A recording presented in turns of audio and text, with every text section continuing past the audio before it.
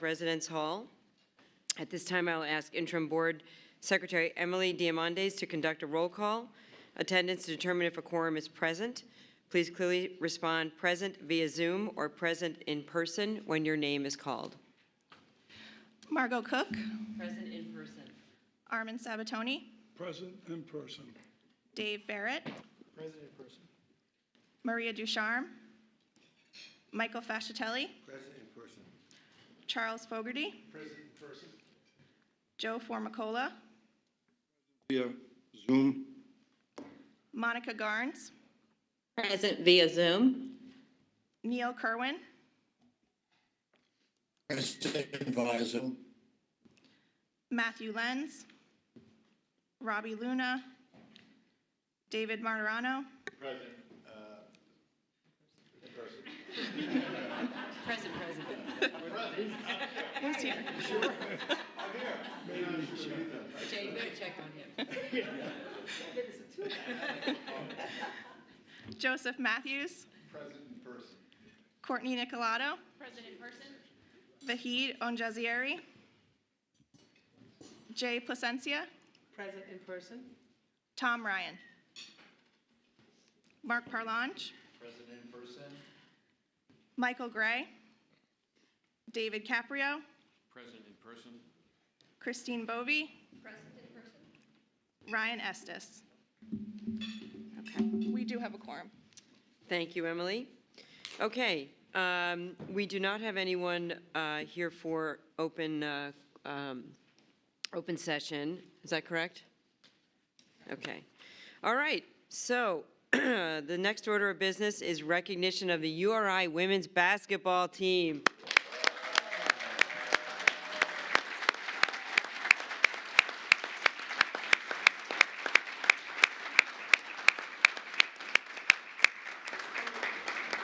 Okay, to start our meeting, I'd like to ask you to come to the front of the room. And as you come forward, a couple stats. The women's basketball team went 28-5 this season.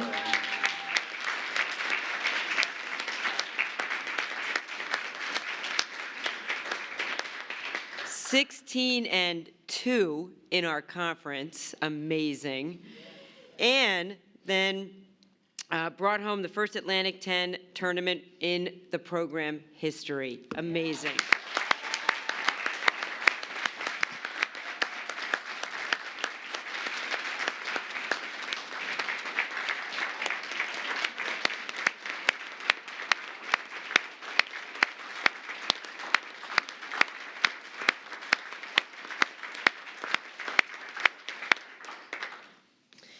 Okay, so I'm going to put you on the spot. We're going to ask you to introduce yourself. Just tell us maybe one quick thing and what your major is about yourself. Hello, you guys. Good morning. Morning. My name is Brooklyn Gray, and I'm from Rockville, Illinois.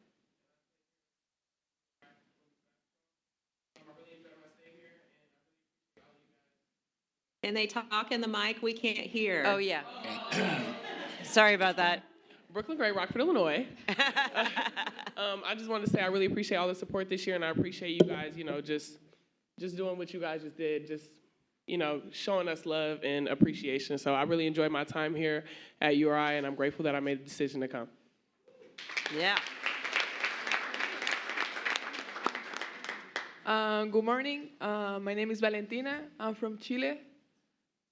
Yeah. Thank you, Mafo. And this was my first and last year here at Rhode Island, so I'm very grateful to get to meet you all and all the support that you guys gave us. So thank you so much.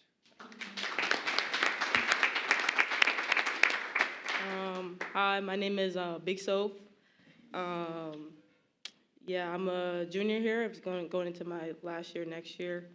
And mechanical engineer, real student athlete.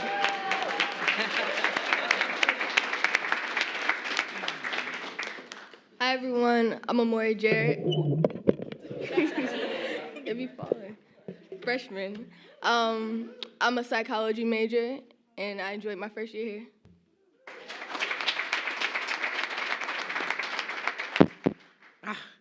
Hi guys, I'm Taviana Habib from Tampa, Florida. This was my first and last year here at Rhodey.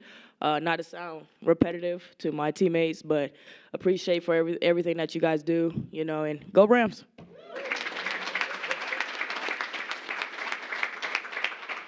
Good morning, everyone. I'm Ines Debroise. I'm a kinesiology major. I spent 4 years here at the University of Rhode Island. Very grateful for the community, the fans, everybody. I spent 4 wonderful years. And yeah, thank you so much for your support during all these years, wins or lost. And yeah, really appreciate you.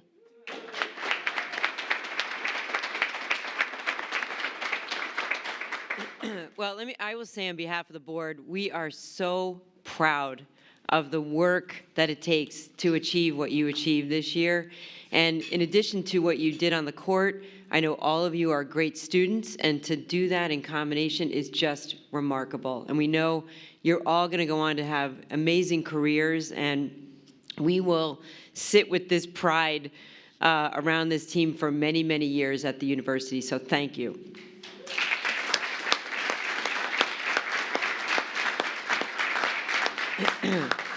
Now, before I introduce Colleen, and Pat's going to come up and talk for a second, I just want to say a big shout out to Tammy Reese, who just did so many amazing things at this university. I know she led you in the last couple of years. And a couple things about Tammy. She is the all-time winningest, and it's a time when you can actually say that word. I don't even know if that's a real word.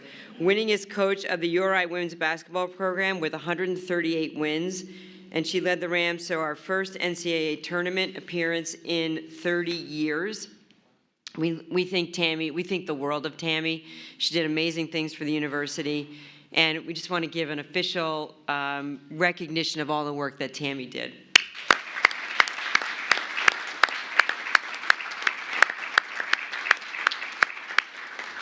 I also want to welcome Colleen Mullen, who has taken the reins as our newest and 10th head coach for the women's basketball team.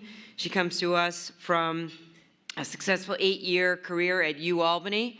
Just found out she's also a Bills fan, where she took her team to 4 national postseason tournaments, including an NCAA championship appearance.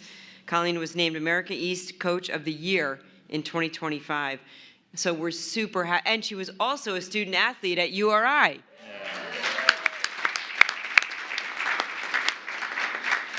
So let me have Pat Lyons come up. Pat's our new head of athletics here, and we're super happy to have Pat on board.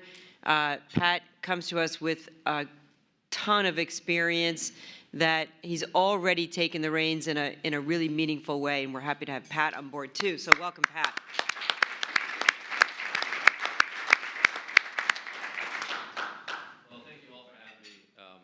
As you've heard me probably say many times, it's been an absolute honor to be at the University of Rhode Island. My connections to URI run deep. My connections to the state certainly run deep. And in the first month, it's just been amazing. And I'll just simply say, this is why we're all here right here. I think everybody realizes that. Everything that we do is signified with these young ladies right here who couldn't have done a better job, both we know on the court, but I can tell you, certainly in the month I was here and everything I've heard, off the court as well, this is exactly the role model student athletes that the University of Rhode Island wants to have. So with that, I'm introducing Colleen. So as Margot had said, Colleen comes to us from the University of Albany. Before that, she was at West Point for about 8 years, worked for a great coach there. Previously, before that, was at Lehigh as well as LIU.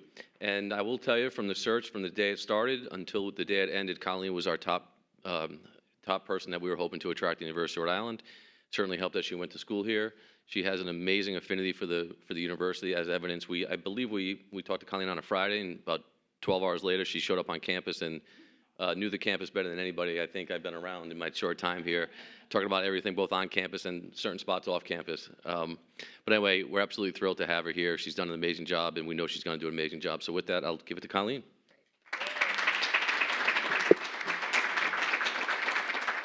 Good morning, everybody. Thanks, Pat, and thank you, Margot. And amazing for you guys to just honor these young women the way you just did, standing up and giving them a standing ovation for how hard it is to do what they do every day, but what amazing representatives of the athletic department, of the women's basketball program, but really just the institution, amazing ambassadors of what it is when people like yourself invest in young people, especially young women that are going to be future leaders in our country. So proud of what they did. Obviously, I have huge shoes to fill with what Tammy did and what she built here, making this a very, very attractive job that was highly sought after. So I'm very grateful that I had the opportunity to be chosen to be the leader and to be surrounded around such amazing individuals as yourself that love the University of Rhode Island. And I'm going to work tirelessly with my staff, and I have my associate head coach here, Megan, with me. But it is about servant leadership, and it's about mentoring and developing young people. We want to compete at a high level, and we want to have more championships and more things for the university to be proud of. But when we look back, 10 years from now, and these young people are leaders in the field like yourselves, those are really the true wins that we'll be committed to as their coaches. So thank you guys so much. Have a great meeting, and can't wait to see you at games. Thanks.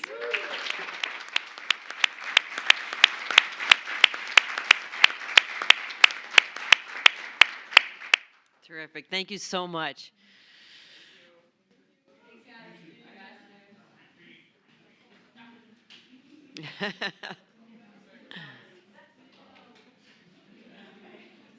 Should we take a picture with them?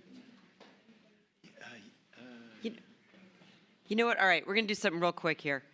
Let's get a picture with the team. Right? Like, they're here. Let's. Who? Can we?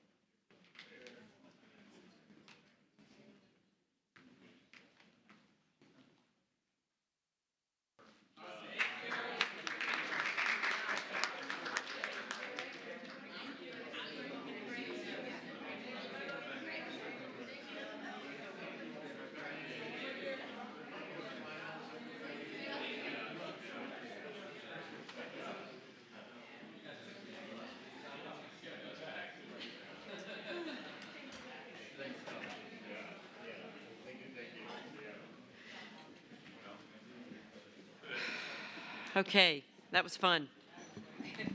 What a team. Okay, the next order of business is I'd like to formally welcome Dave Barrett to the board. Good morning, Dave. It's going to be hard to follow up the basketball team, but. So Dave is a managing partner at Polaris Partners, which is a healthcare and technology-focused venture capital and growth equity firm. Dave's a 1978 alum of URI and a former student athlete himself. He is state connected with URI. He serves as a URI Foundation Board of Directors and Investment Committee member. He's an Edwards Society advisor to President Parlange. He's a member of the College of Business Dean's Advisory Council, and he's an advisor to the Director of Athletics. Dave has been very active with URI. We see him at lots of events, particularly at football games. And he and his wife, Kristen, established the Barrett Family Business Scholarship, which is an endowed fund for deserving student athletes pursuing a master's degree in business administration. Dave is someone that I have spent a lot of time with, the president has spent a lot of time with, and we frankly have had our eye on getting Dave on the board for a long time, and we're pleased that the governor agreed, and now the governor and Dave have a good relationship, and he was affirmed recently, so welcome, Dave.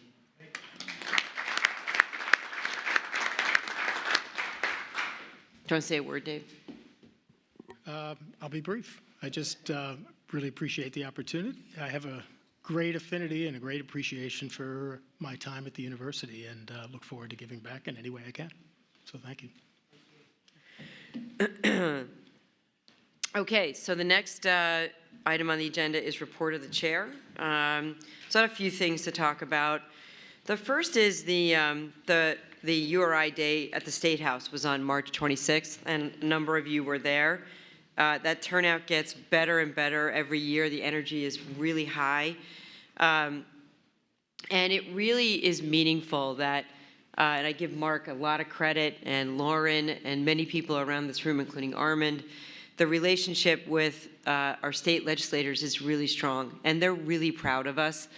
And that partnership is something that we didn't have for many years, and it has completely turned around. And that helps us in the everyday stuff that we need, but also in the long term in getting bonds passed and funding for the school.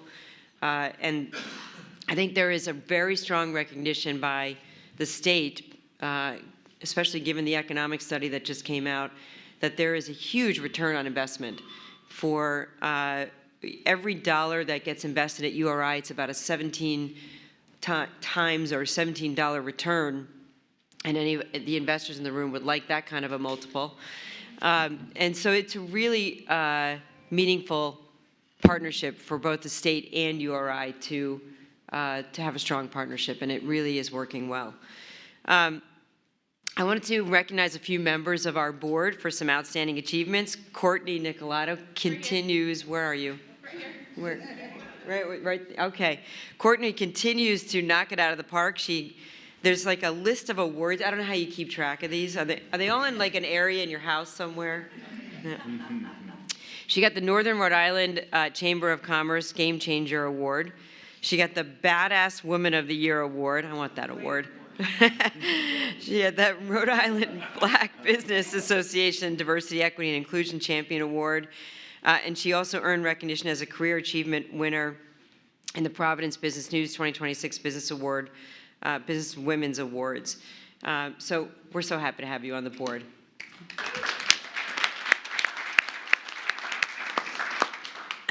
Joe and his family put together an amazing gift to the engineering school. It's the Matthews Family Engineering Scholarship, and it's going to have a huge impact on students in engineering. I really appreciate all the support that you give every day to this university, but also in this endowed gift.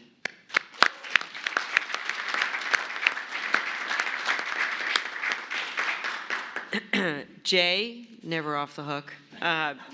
Jay participated as a panelist in the Alumni of Color Network panel, which I heard was an amazing session, a really interesting conversation, and appreciate that you do things like that. It's meaningful when people see board members participating in conversations like that, so thank you. And then Ryan isn't with us today because he is on an expedition whitewater rafting in Maine, which I was like, why aren't we doing that? He won the Maureen McDermott, and many of you knew Maureen McDermott, an amazing contributor to the university. Maureen McDermott Student Leadership Award during the A. Robert Rainville Student Leadership Awards ceremony on April 14th. And he was recognized for his positive contributions to the URI community. And Ryan is going to continue on as a board member. He will be a graduate student getting his MBA, and so he's going to continue on with us, which is really great to see. And then I'd also like to thank the board members who went to the NCAA women's basketball game in Kentucky. Tom, thank you for the ride, Tom. That was helpful. Monica and Courtney, and it was a really fun event, and it was fun to support the team, so thank you.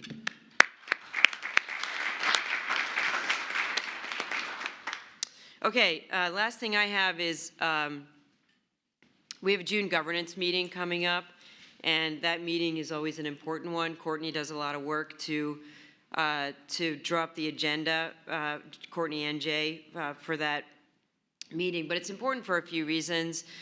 One is it's a place where we self-evaluate and make sure that we think we're doing the best job that we can do as a board for the university, so we'll have a discussion about that.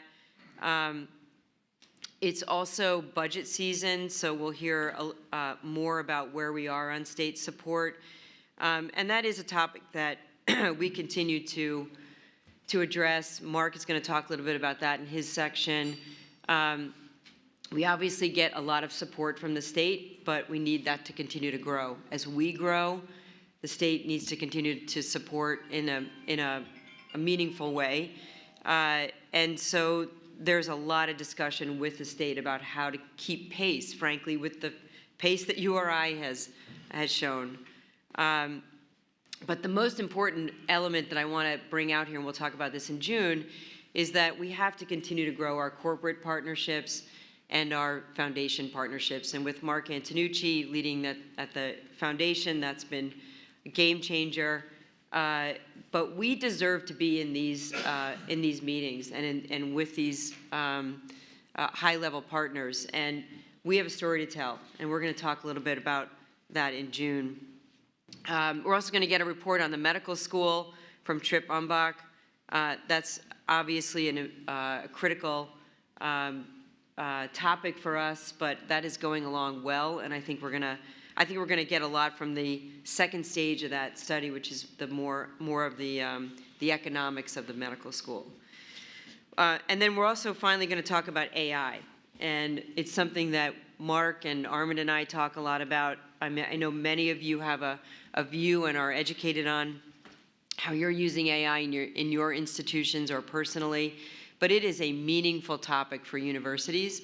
And so it won't be the last time we talk about it, but we're going to kick off a discussion around how AI is impacting the university, and then particularly about the medical school, because if we do the medical school, we have an opportunity to do this in a different way with this new technology. And so we're going to touch on that in the June meeting. So a good agenda is coming together, and I look forward to all those topics with you. So that's all I had. Any comments, questions? Joe? Would the minutes reflect the generosity of the Cook-Cohen Scholarship and your continued leadership as board chair? Thank you.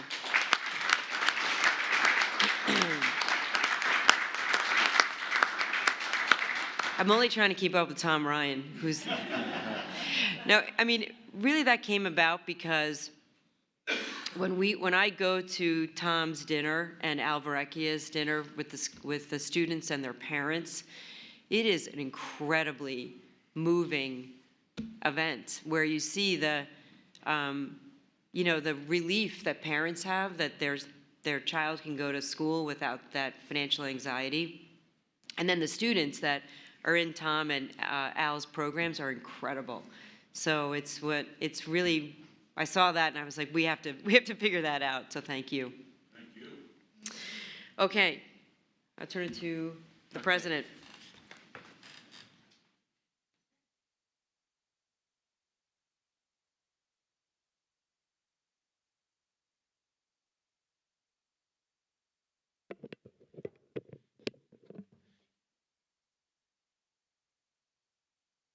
Good morning, everyone. Good to see you here. I would also like to add my thanks for your generosity and for your engagement on the board. We have the best board of trustees in the country, so so thank you all. This has been a busy semester. I'm going to highlight just a few points. There's many campus updates that have been shared in the committee meetings, and I also just want to give my appreciation for the organization of those committee meetings and everybody that's chairing them and how they've been organized this semester. So I will start. I do want to talk about some things that we're going to celebrate and highlight, that has happened in this very special spring semester. So Here we go. So in the top left, that's Professor Jamie Ross. Many of you know her. She's a professor in the College of Pharmacy and in the Ryan Institute for Neuroscience.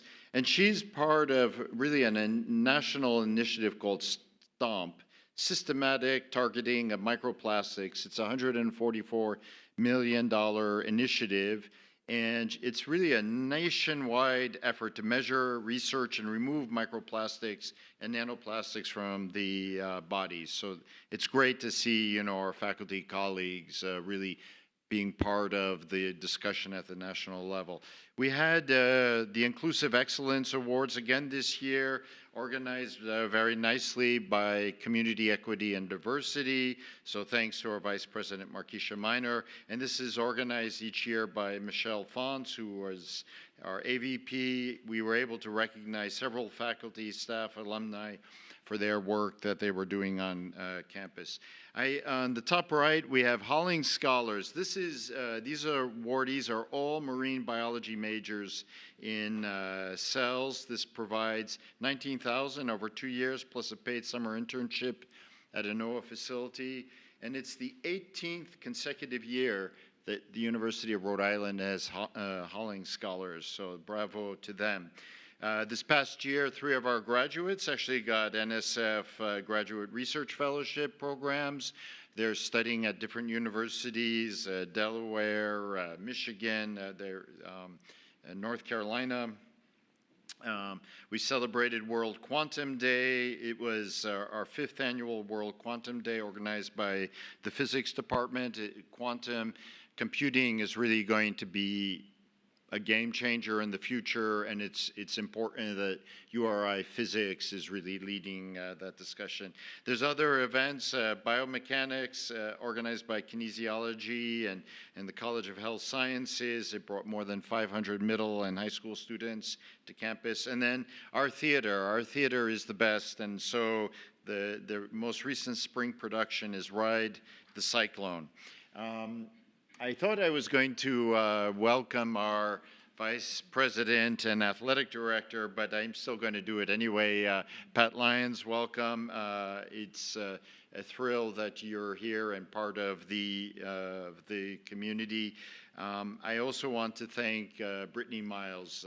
Brittany stepped in the role when Thor Bjorn joined UMass as the interim athletic director. She did a fantastic job, and I'm really happy that Pat also promoted Brittany as the deputy athletic director. So it's wonderful to have both of them here. And then, of course, very special today to be able to welcome our new women's basketball coach, Colleen Mullen. And I think, Margot, you hit on all the key success points there, so I won't talk about it, but we're thrilled that Colleen is here. Joe, you also jumped me. I also want to thank, this is very personal, to thank Margot and Renee for their incredible generosity. And Margot also thanked you, Joe. So I also want to, what an incredibly kind gift. But these gifts really have a real and lasting impact on our students. And as Margot explained, this is personal. And I still remember it was the last couple of years going to the Ryan and the Varecchia dinners and Margot seeing the impact. And on a kind of a personal note, Dean Labudi and team, is here. We've been doing welcome days. So these are days where we welcome students who have been admitted to the University of Rhode Island. They have choice, and we look forward to seeing. And it was really special this year to be able to welcome Schilling Scholars, Ryan Scholars, Varecchia Scholars, and Cook-Cohen Scholars. And so it was really fun to be able to talk with them. And they come and they bring different perspectives. They're scientists, they're researchers, they're student leaders, they're student athletes. And so, and they're just good people. So, so thank you, Margot. So big thanks.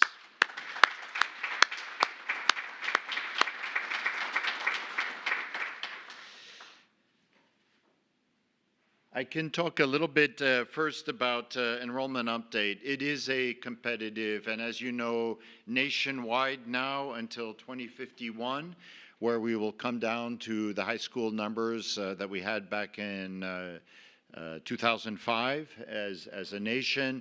The University of Rhode Island this year had over 19,000 applications, so we continue to grow, and I really want to say warm thanks to all the faculty and all the staff who have worked so hard to really pull together. This is a team sport. Dean Labudi, Ellen Reynolds, Barbara Wolf, and again, all the faculty and staff who have been helping. We are in good shape this year, but we're not resting on our laurels. The next week and a half is actually crucial for us. And again, we live in interesting times, one can say, and it is reflected. You know, students and parents have a lot of things to think about.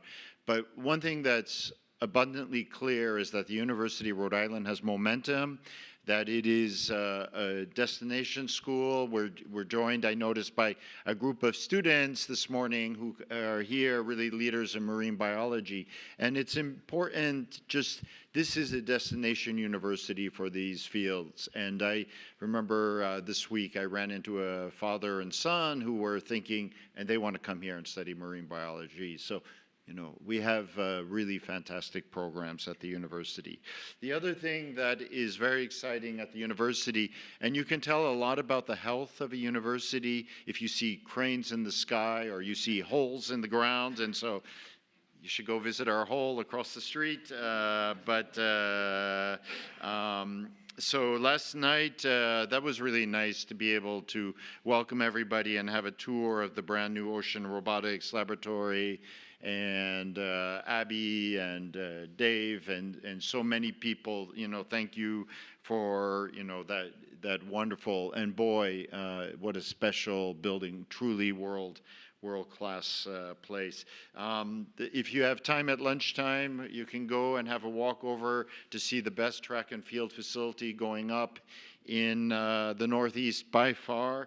And obviously Meade Stadium across the street. And then if you want to pop up the hill at the end of the day, the Fine Arts Center it's on its way. So it's warm thank you again to the voters of Rhode Island who have supported us.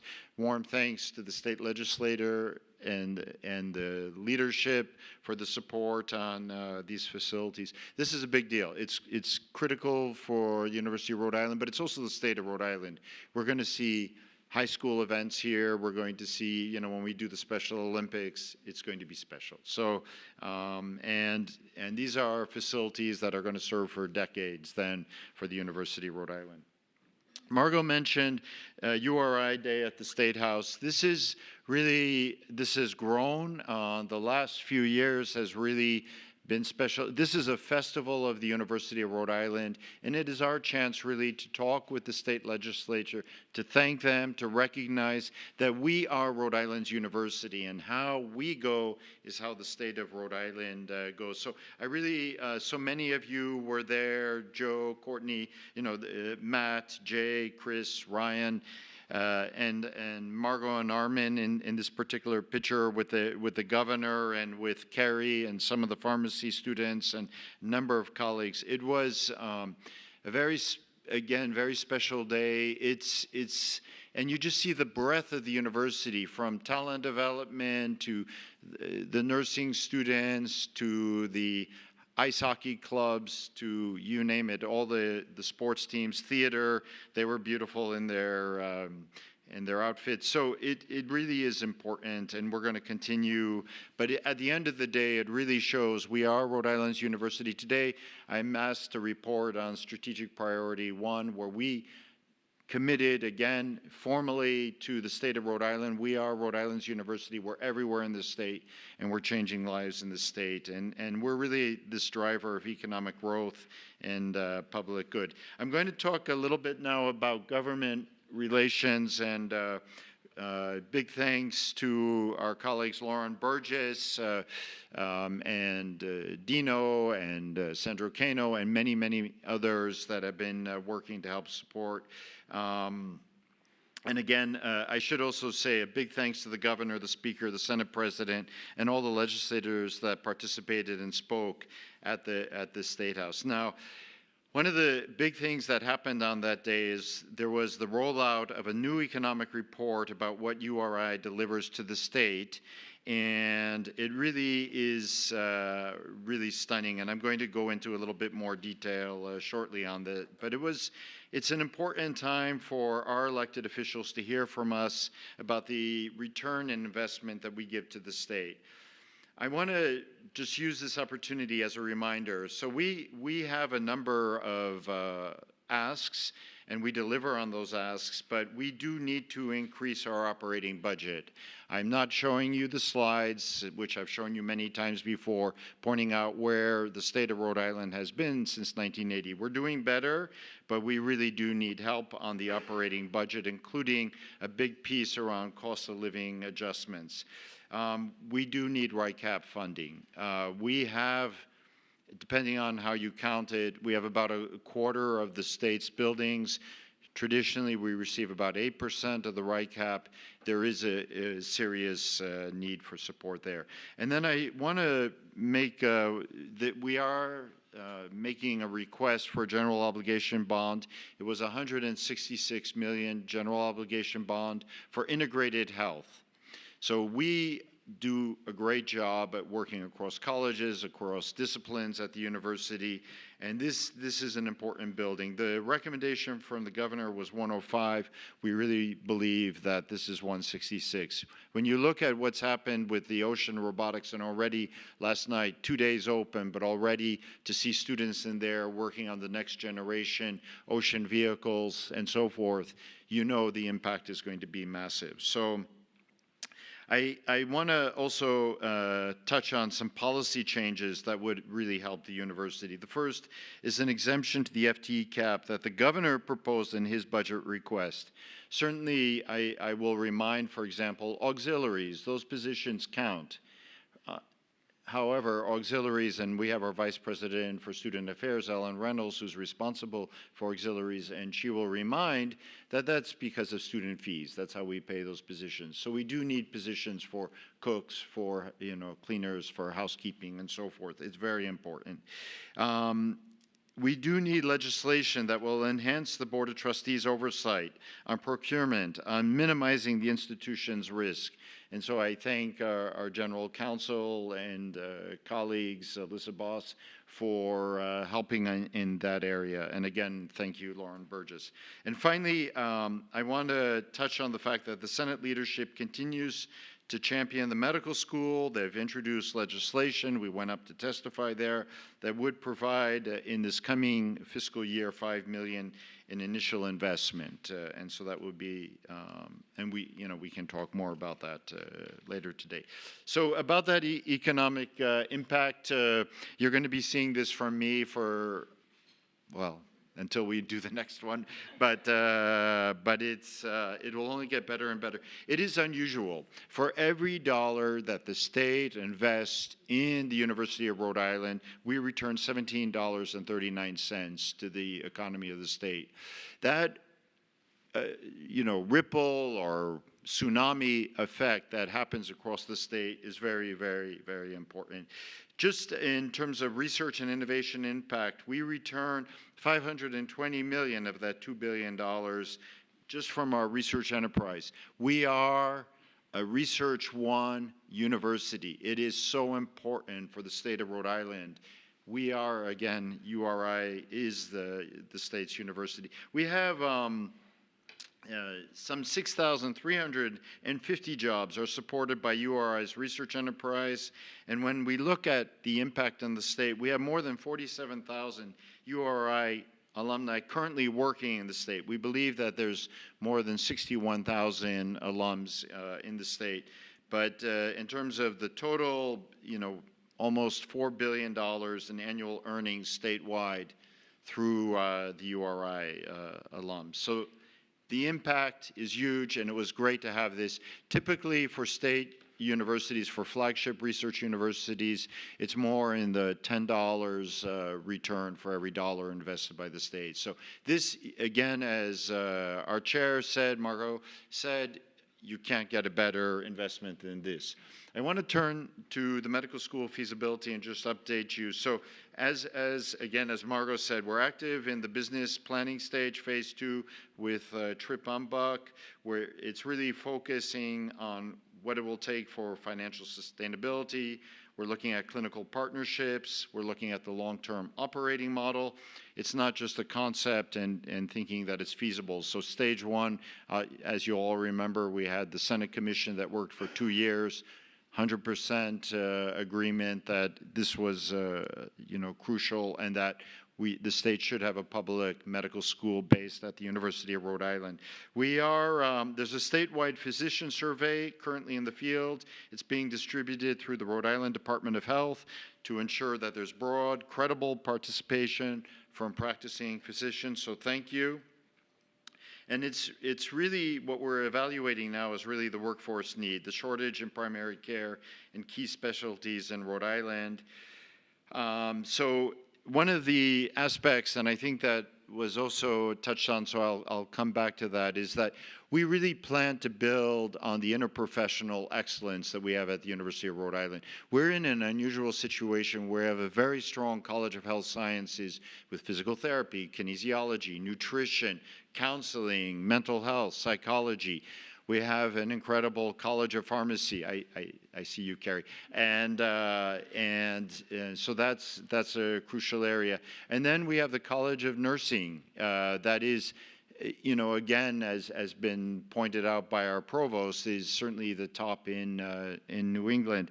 And so the fact that ultimately in primary care you have to work together and teams work broadly together. And then we bring, we're in a very unusual situation. We're having, obviously, the artificial intelligence revolution that's going on and obviously lots of changes coming in computing.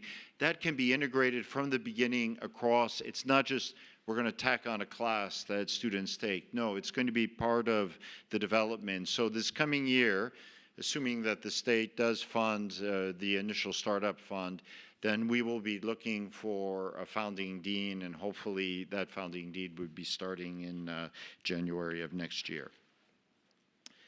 In terms of strategic priority 1, to remind, it's really a recommitment to the state of Rhode Island, and also in our land grant and in our sea grant mission. And so the best measure of it, in some sense, you could say, was the economic report. Again, for every $1 that the state invests, we return $17.39 to the state.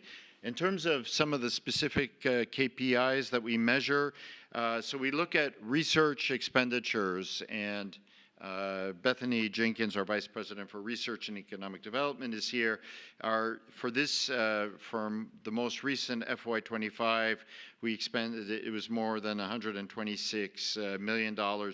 We do have big, ambitious targets. It's a bit complicated at the federal level. We've spoken about some of the issues that are going there.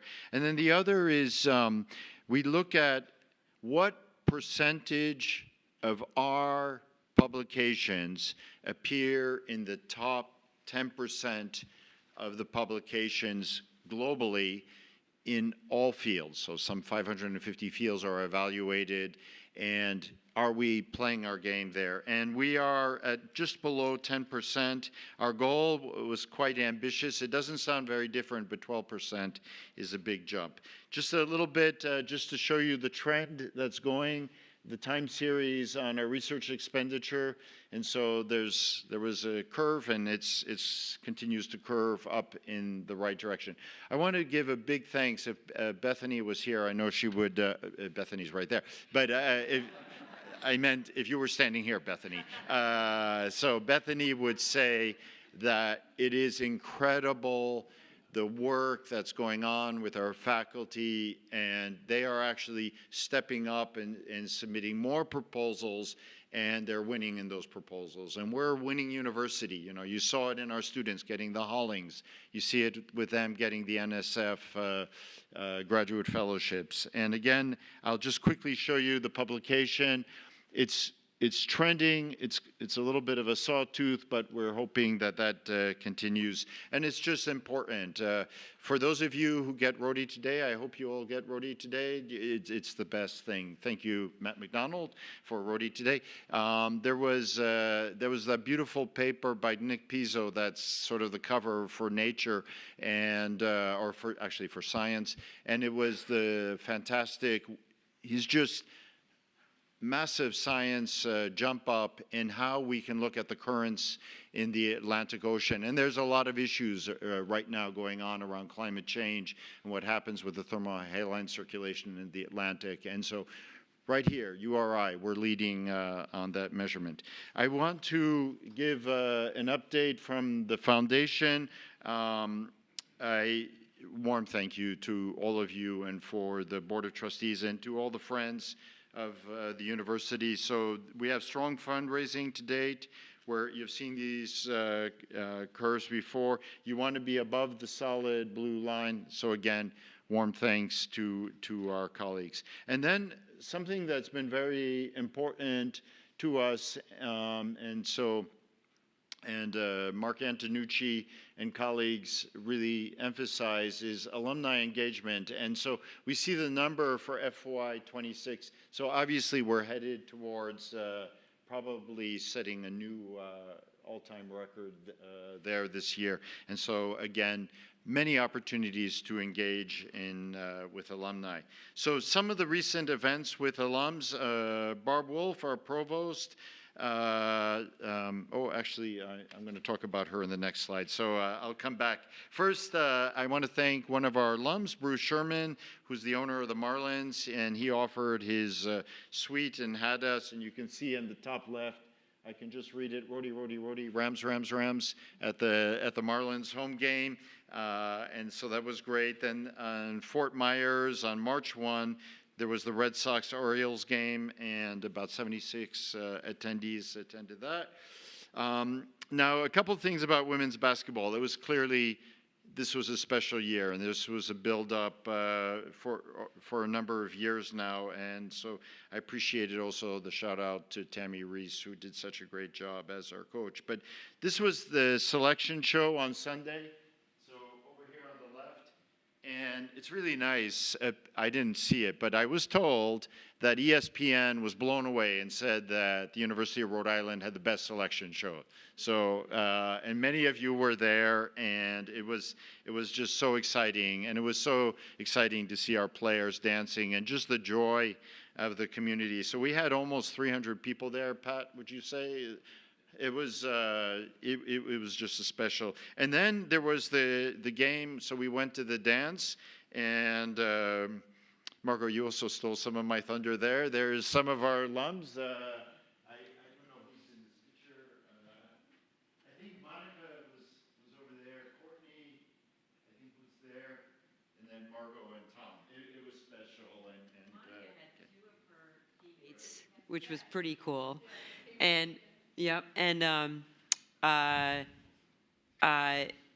and Courtney's husband was like, it thought he had the ram on. I think he thought. It was hysterical. Yeah. No, that was just awesome. It was just a lot of fun, but you know, it's thanks to a lot of hard work and a lot of support for a lot of people on the team. Let's see.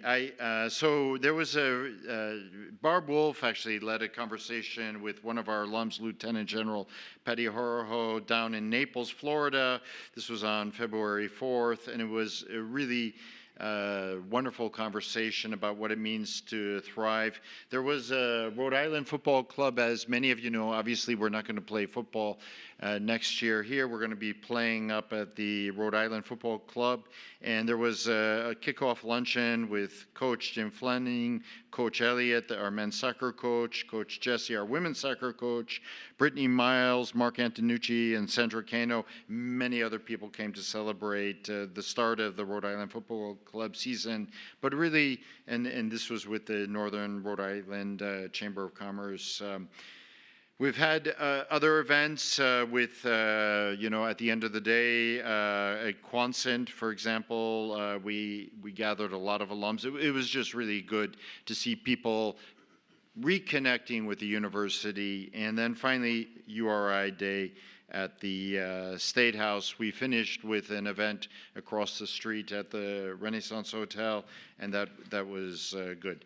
Now, I want to give, and for the many people I'm sure that are watching us online, we have URI Day of Giving next week, April 28th.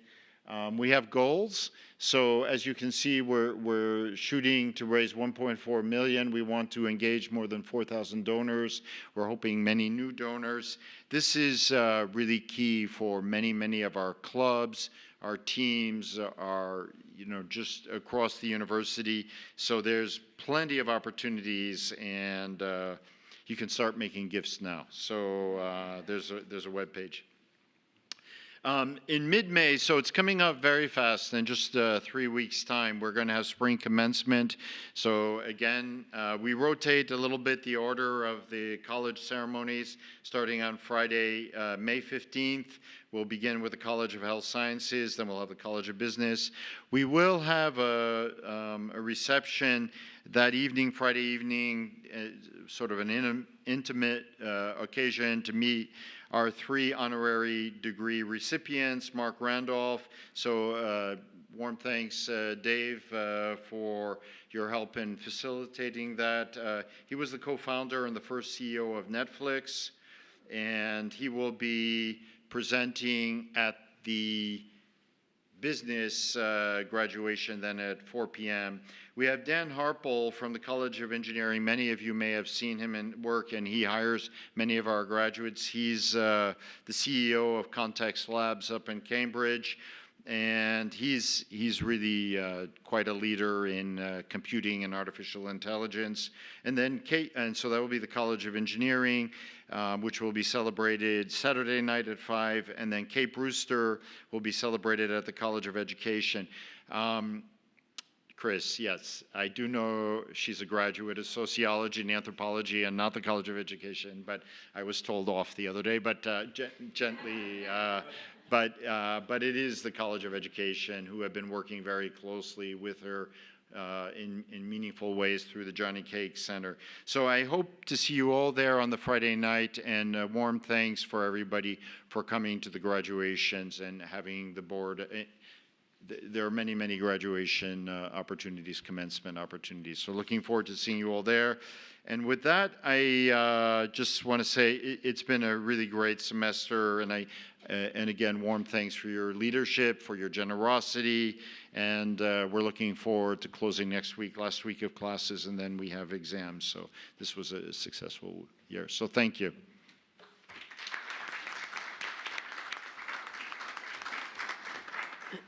Thank you, Mark. Do we have questions for Mark, or comments or feedback? Okay, good, thank you. Okay, we are going to go into executive session now. So may I have a motion that the... Discussion items? Uh-oh, did I skip a step? Report of the president, discussion item. Sorry about that. I'm trying to, moving too fast. Okay, so the next item is discussion item. So we're going to, I think I'm handing it over to you to talk about Pat. Pat,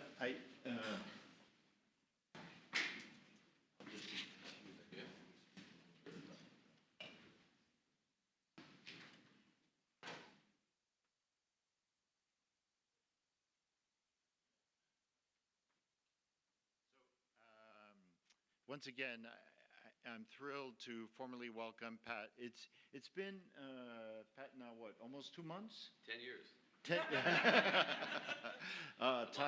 Time flies when you're having fun. So once again, everybody, our new athletic director, Pat Lyons. Pat, we were, and a number of us were on the search committee, and grateful to Tom and Mike Feschtelli for also joining the search committee. A number of you also jumped in on meetings to meet with our candidates. It was very satisfying to see just the interest in the University of Rhode Island from the athletics community. So apparently things are just great, Pat, and there's no challenges here. It's going great. But we know, on a serious point, we're really thrilled that Pat was able to join. And as he mentioned, he is a Rhode Islander, though he's been out. He went to college at Iona College to study and to play sports there, and then very quickly became the athletic director at Iona at a relatively young age for an AD position, and actually took a program that was in a bit of trouble and really turned it around, and just the success in some 8 years there. And then was hired in the Big East at Seton Hall and became athletic director there. And the same thing, took a program that had some challenges, didn't have the resources as some of the Big East schools, but really did a fantastic job there. And then was doing so great that he became, and the way they structure their university, there's a chief operating officer who's responsible for many things, including finances at the university, fundraising, development, and also athletics, among others. But it was really great because Pat brings an unusual background, a strong athletics background, strong credibility across the country. Lots of people spoke how lucky and fortunate we were to have Pat Lyons joining us. And just he has friends across the sector, but also just that experience on the finances side and on the development side that is more than ever. So with that, Pat, I'm really happy you're here and happy to have you join.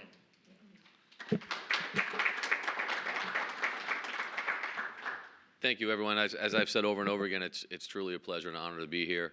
I couldn't think of a better place for both my wife and I to be at this point in our lives and our careers. Although she's not she doesn't work. She went to University of Rhode Island, as did the rest of my family as well. So I'm just thrilled, excited. I do want to take a moment to recognize Thor and all he did here. 18 years for an athletic director in one place is incredible, and he did an absolutely remarkable job.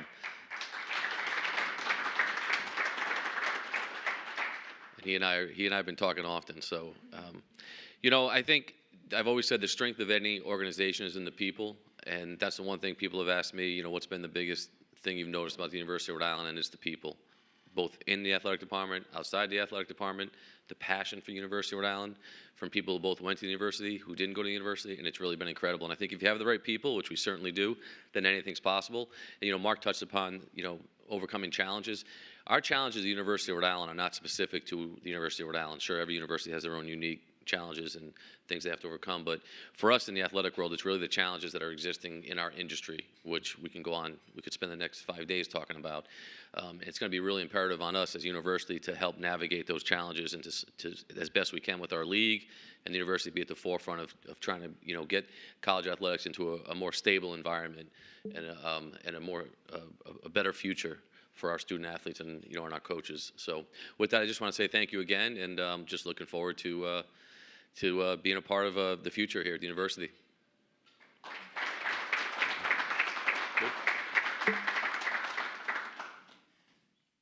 Thank you, Pat. Okay, second item on discussion, is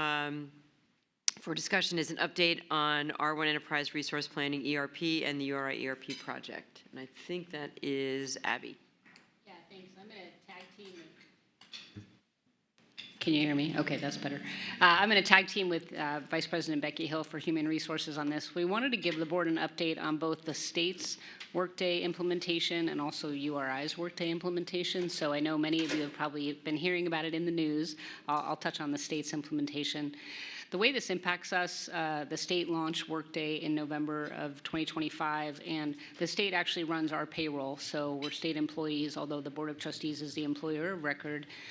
We manage things in our own ERP at URI, which we are modernizing and moving to Workday, which Becky will speak to. But we send information to the state, and they pay our employees in their system. So we have about 3,500 employees that were impacted by the rollout, and as I think many of you have heard, it was somewhat bumpy. We worked.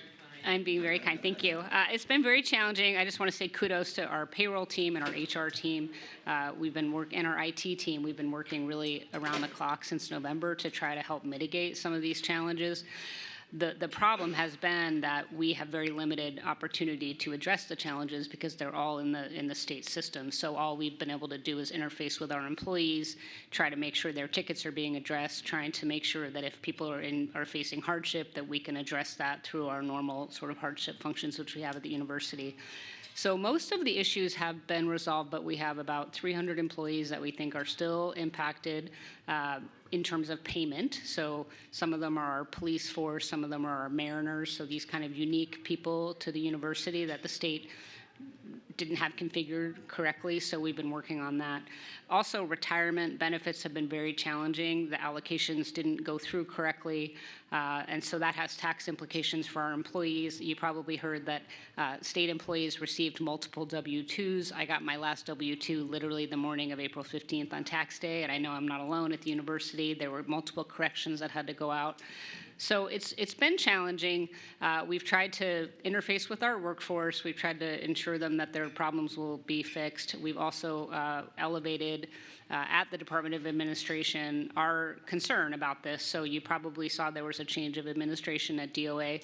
So myself and Becky Hill and Gabriel Ferriello, our CIO, met with the new leader of the DOA last, I guess 2 weeks ago now, and that was a very positive meeting. I think they really are understanding the unique population we have, and that, if I'm frank, I think the university and colleges have been low on their priority list because we're sort of odd over here, and then they're dealing with the majority of the state population. So I think they heard our message. We've gotten some new points of contact, and again, this is a weekly, if not daily, conversation we're having with the state to make sure that our employees are paid correctly. So with that, unless anyone has any questions, I'm going to turn it over to Becky, who's my co-executive sponsor, along with Gabriel Ferriello, for our own Workday modernization project, which I know the board is aware of, and to give an update on that. So I think folks are aware, following board approval, we signed a contract with Workday for URI's implementation, and that was actually Christmas Eve 2025. We actually launched our project on January 12th, 2026. We had an awesome in-person gathering, and the project is now concluding our planning stage. So we've been focused on the foundational design and understanding how data will be supported in the new ERP, and given kind of the status of our data and the cleanliness or lack thereof of our data, this has been a lot of work. And so our key accomplishments so far is we've developed a new chart of accounts or foundation data model. We've mapped existing institutional data into the Workday environment. We actually have a live tenant at this time in Workday for URI, and we've established a comprehensive management hierarchy, which didn't exist previously. And so we now have, URI has an enterprise-wide organizational structure for the first time in our history. So what we've done is we're laying the groundwork with this work for improved data governance, for reporting, for workflow automation, more efficient business processes, and also managerial accountability. We're in the planning stage stage, we've got more than 50 functional and technical staff have been involved thus far in getting our data where we need it to be, and preparing for the formal design sessions with Workday. Soon, we're going to enter into the architect and configure stage. So about mid-May, we'll be in the architect and configure stage. That will continue through late fall. Thus far, we are on time. We are within budget. We've had a ton of team members from payroll and finance and HR and IT that have invested significantly. I've reminded my team we were in the ramp-up period. So if they think they're busy with the project, just wait, because we're really going to be in the heat of it with architect and configure. So we have a tremendous team that's been working and dedicating a lot of time to this. And we are dedicated to our project being successful.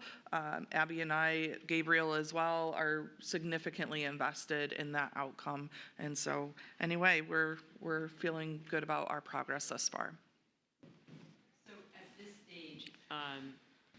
Are we acting independently? In other words, are we not as dependent on what the state is doing? So yes, and we will require partnership and resources on the state side in order for us to test the configurations and test the integration with their ERP. So there are areas where we're going to pull back on our reliance on them configuring the system in order to accommodate URI. We're actually going to configure that on our end, and that's going to then integrate with the state system. So we're hopeful that as we test and architect our own system, some of the errors that we saw and have unfortunately endured in the state ERP will not be present in our instance in the future, and we will be less reliant on their work to configure just the nuances of our URI needs. So. Okay. I appreciate the work that you and the team are doing. It'll be a good outcome once we get there. Yep. Okay. Any other questions, comments? Welcome, Maria. Okay, now we're going to go to executive session. So may I have a motion? Thank you for attending. Thank you. Thank you. Thank you. May I have a motion that the committee convene into executive, or the board convene into executive session pursuant to RIGL 42465A7 for discussion regarding the merit-based performance review and compensation process, a government relations update on 2026 legislation, and an update on the medical school business plan, and RIGL 42465A5 and 7 for discussion and action authorizing the negotiation of final terms for the Upper College Road mixed-use development and the Ocean Technology Innovation Center as referenced on the posted agenda. Is there a motion? Charlie? Any discussion on the motion? There being no discussion, I'd ask for a voice vote. All in favor, please say yes. Yes. Yes. Yes. Any opposed? Any abstentions? Okay, the motion carries. So the board will convene into executive session for the reasons specified. It's anticipated that it'll last about 2 hours, after which the board will reconvene into open session. The live stream will be paused during the executive session and will resume once the executive session has ended and the board reconvenes into open session. For all those participating via Zoom, please confirm by saying yes if there is no other person or present or able to hear the discussion at the remote location. Yes. Yes. Thank you. Okay, thank you, and we'll pause here.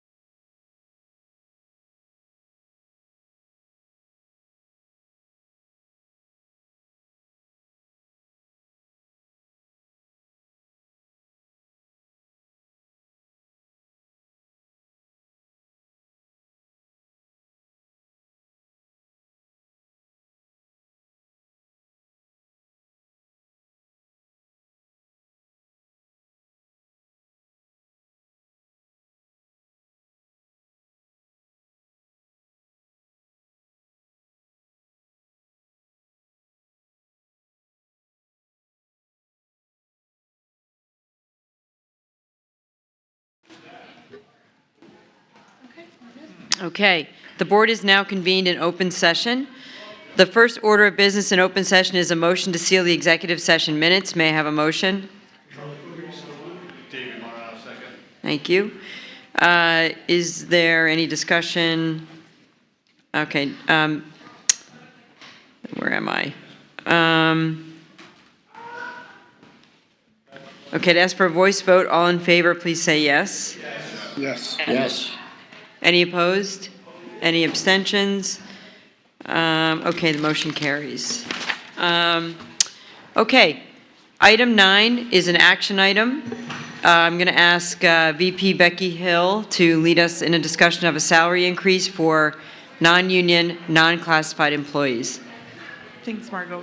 So we are requesting Board of Trustees approval for a 3% increase for non-union, non-classified employees that would be effective with the new fiscal year, which from a technical standpoint begins June 30th, 2026. If we take a look at our unionized employees on campus in 9 different unions, we have 4 that will get a 3% increase this new fiscal year. 4 of them will receive 3.25%, and then 1, the faculty union, will receive 3%.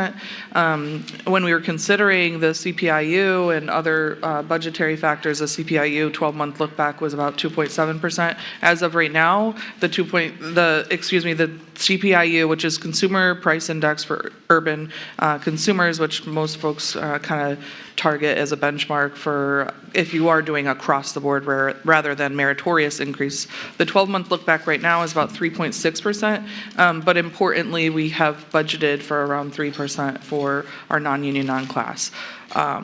And so I don't know how much more I should say in open session, but that's that for now. Questions? Okay. So at this point, I'm gonna call for a motion that the board approve a 3% across-the-board salary increase for non-union, non-classified employees effective June 28, 2026, as presented in the enclosure. So moved, Thank you. Second, Will. Any discussion? There being no discussion, I ask for a voice vote. All in favor, please say yes. Yes. Yes. Any opposed? Any abstentions? Motion carries. Okay, next section is report of the committee chairs. And before I jump into the governance committee, I will say the executive committee did not meet, but we have kicked off the annual president review process, and that, just as a reminder, starts with my sending a note to Mark. Mark does his self-reflections. We then go to, we'll have an executive committee before the June meeting where we'll talk to Mark about his reflections and our review. We'll do the same thing at the board. So we're at the beginning of that process. And we'll have a poll that goes around that reflects the board's view of Mark's progress against his metrics this year. Okay, so the first one is the governance committee, and I'm going to hand it over to Courtney to review that. Thank you, Madam Chair. The Governance Committee met on April 8th and discussed a number of items, some to which were already mentioned, so I'll flip through some of those. One was Vice Chair Placencia led the meeting and thanked Joe Matthews for his establishing the Matthews Family Engineering Scholarship, as well as recognition of Margot and Renee's support as well. We also finalized the agenda topics for the annual retreat, which you all heard a lot about already today. Additionally, we provided an update around appointments and reappointments for the Board of Trustees. The Senate Committee on Education met on March 18th and considered reappointment and approved for Margot, Joe Formicola, Vahid, Tom Ryan, and Armand Sabatoni. Thank you all for your continued commitment to service. On March 26th, during URI Day, we also had, the Senate Committee met with Dave Barrett and overwhelmingly, of course, agreed to continue to his support as well. So thank you, Dave. Dave will sit on finance and facilities as well as institutional risk and compliance. Additionally, I want to thank everybody who was involved with everything from the governor's recommendation, letters of support, testimony on behalf of all of our members, and also to Vice President Antonucci in support of Dave's appointment. We also got an update on our student trustee. I'm thrilled to share that Ryan will continue to serve as our student representative. He is graduating and then going to grad school, so he will be a grad student in his appointment. And so we look forward to celebrating him as a graduate, as well as his continued service to the board. As a reminder, today is the last day for you to complete your state financial disclosures. That little blue form, very, very easy. Might have taken me 5 minutes online. So today is your final day for the Ethics Commission. So thank you in advance. And then we met to talk about our annual self-assessment as well as board goals and KPIs, which we'll talk a lot about at our board retreat as well. And then just had one action item, which will be part of our omnibus, which was amendments to the Governance Committee charter and calendar. Any questions? All right, Chair, that's my report. Excellent. Thank you very much. Okay, let's move to Neil for the Academic Affairs and Research Committee report. Thank you, Margot. Academic Affairs and Research Committee met on April 9th. We considered and approved a number of action items that you can find in your enclosures, 11C through 11I. We also considered, as is our responsibility, our committee charter and our committee calendar. And I'm pleased to report that we're on track to meet all of our obligations under the calendar, and we're recommending no changes at this time in the committee charter. The remainder of the items were covered in the provost report and our vice president of research report. I'm going to turn actually to Dean Labuti to summarize briefly the provost report. Mark, you mentioned that you might want to talk about Barb's absence. This is probably a good time to do it. Okay, thanks, Neil. Unfortunately, Barb had an accident on campus. It was an unfortunate fall, and she's away from campus healing, so it's not good. She broke her left leg and her right leg and so forth. Well, do you think you're looking at me? Should I say something more? We wish Barb the very best, and she's missed. Yeah, and I've been in touch with her also a bit, and she's on the mend, but it's going to take a while. All right, Dean, do you want to go ahead and summarize Barb's report for us? Great. Thank you for allowing me to do so. First thing we did was we're going to talk about update on searches, NETCHI accreditation, and then we're going to talk a little bit about some of the academic student success support services that we talked about. First of all, in terms of update on searches, we have 2 searches going on within academic affairs. One is the Dean of Arts and Sciences, and the other is for the University of Librarian. The Dean of Arts and Sciences search is hopefully coming to a conclusion, and I know the University Librarian search is currently ongoing and is in the first stages of that. We are pleased to announce, though, that we did complete one search, and it is our excitement to welcome Dr. Beth Marand, who is joining us as the Vice Provost and Dean of the Graduate School. Beth has already been on campus, and you are seeing her impact very quickly, so it is great to have her from Wisconsin-Madison. Next up, we talked about our upcoming accreditation for the university. So we have NETCHI accreditation. It is a lengthy process that involves the entire community. Sue Adams and the entire university community is really doing a great job launching this. We started with the survey at the university, have over 230 responses, moved into listening sessions where folks could come to talk about accreditation, and we're currently undergoing lots of data collection on our accreditation. This summer, we actually start writing the report. We submit it next August in the 2027, and then in October 2027, we will actually have a campus visit by our accrediting board, who will come to actually have a visit, and this is something that we do every 10 years. We often have a 5-year report to work on, but it is an important part of the process and really helps us really kind of look and evaluate all the work that we do. So I'm sure the board will be continuing to be involved in that over the upcoming year. Third thing is the board last meeting, as you know, talked about some of the student success KPIs. So in AAR, we actually talked about what were some of the student success outcomes that are related to the student success metrics that you've already seen. So we did get to talk about the Fannin Institute. As a reminder, thanks to Diane and Ken Fannin, we were able to launch this past fall a very exciting Fannin Institute for Student Success that was the evolution of the great work that was done in something known as University College. That Fannin Institute, you're going to hear Fannin Cares, C-A-R-E-S. And so I want to explain what each of those means and then just give you a number or two to give you an example of the work they do. So first, the C stands for the Center of Career and Experiential Education. And we reviewed a lot of data coming out of that group, but most exciting out of that group was one, that we have over 18,000 students at the university involved in some type of experiential credit-bearing work, internships, research, service, and more. In addition, 96% of URI graduates are employed or in graduate school 6 months after graduation. So the work of that C, of that career group, works from first year through graduation and beyond, and it was nice to see their impressive metrics. In terms of A, for the Academic Enhancement Center, this is a group that provides tutoring and support for over 15,000 students a year.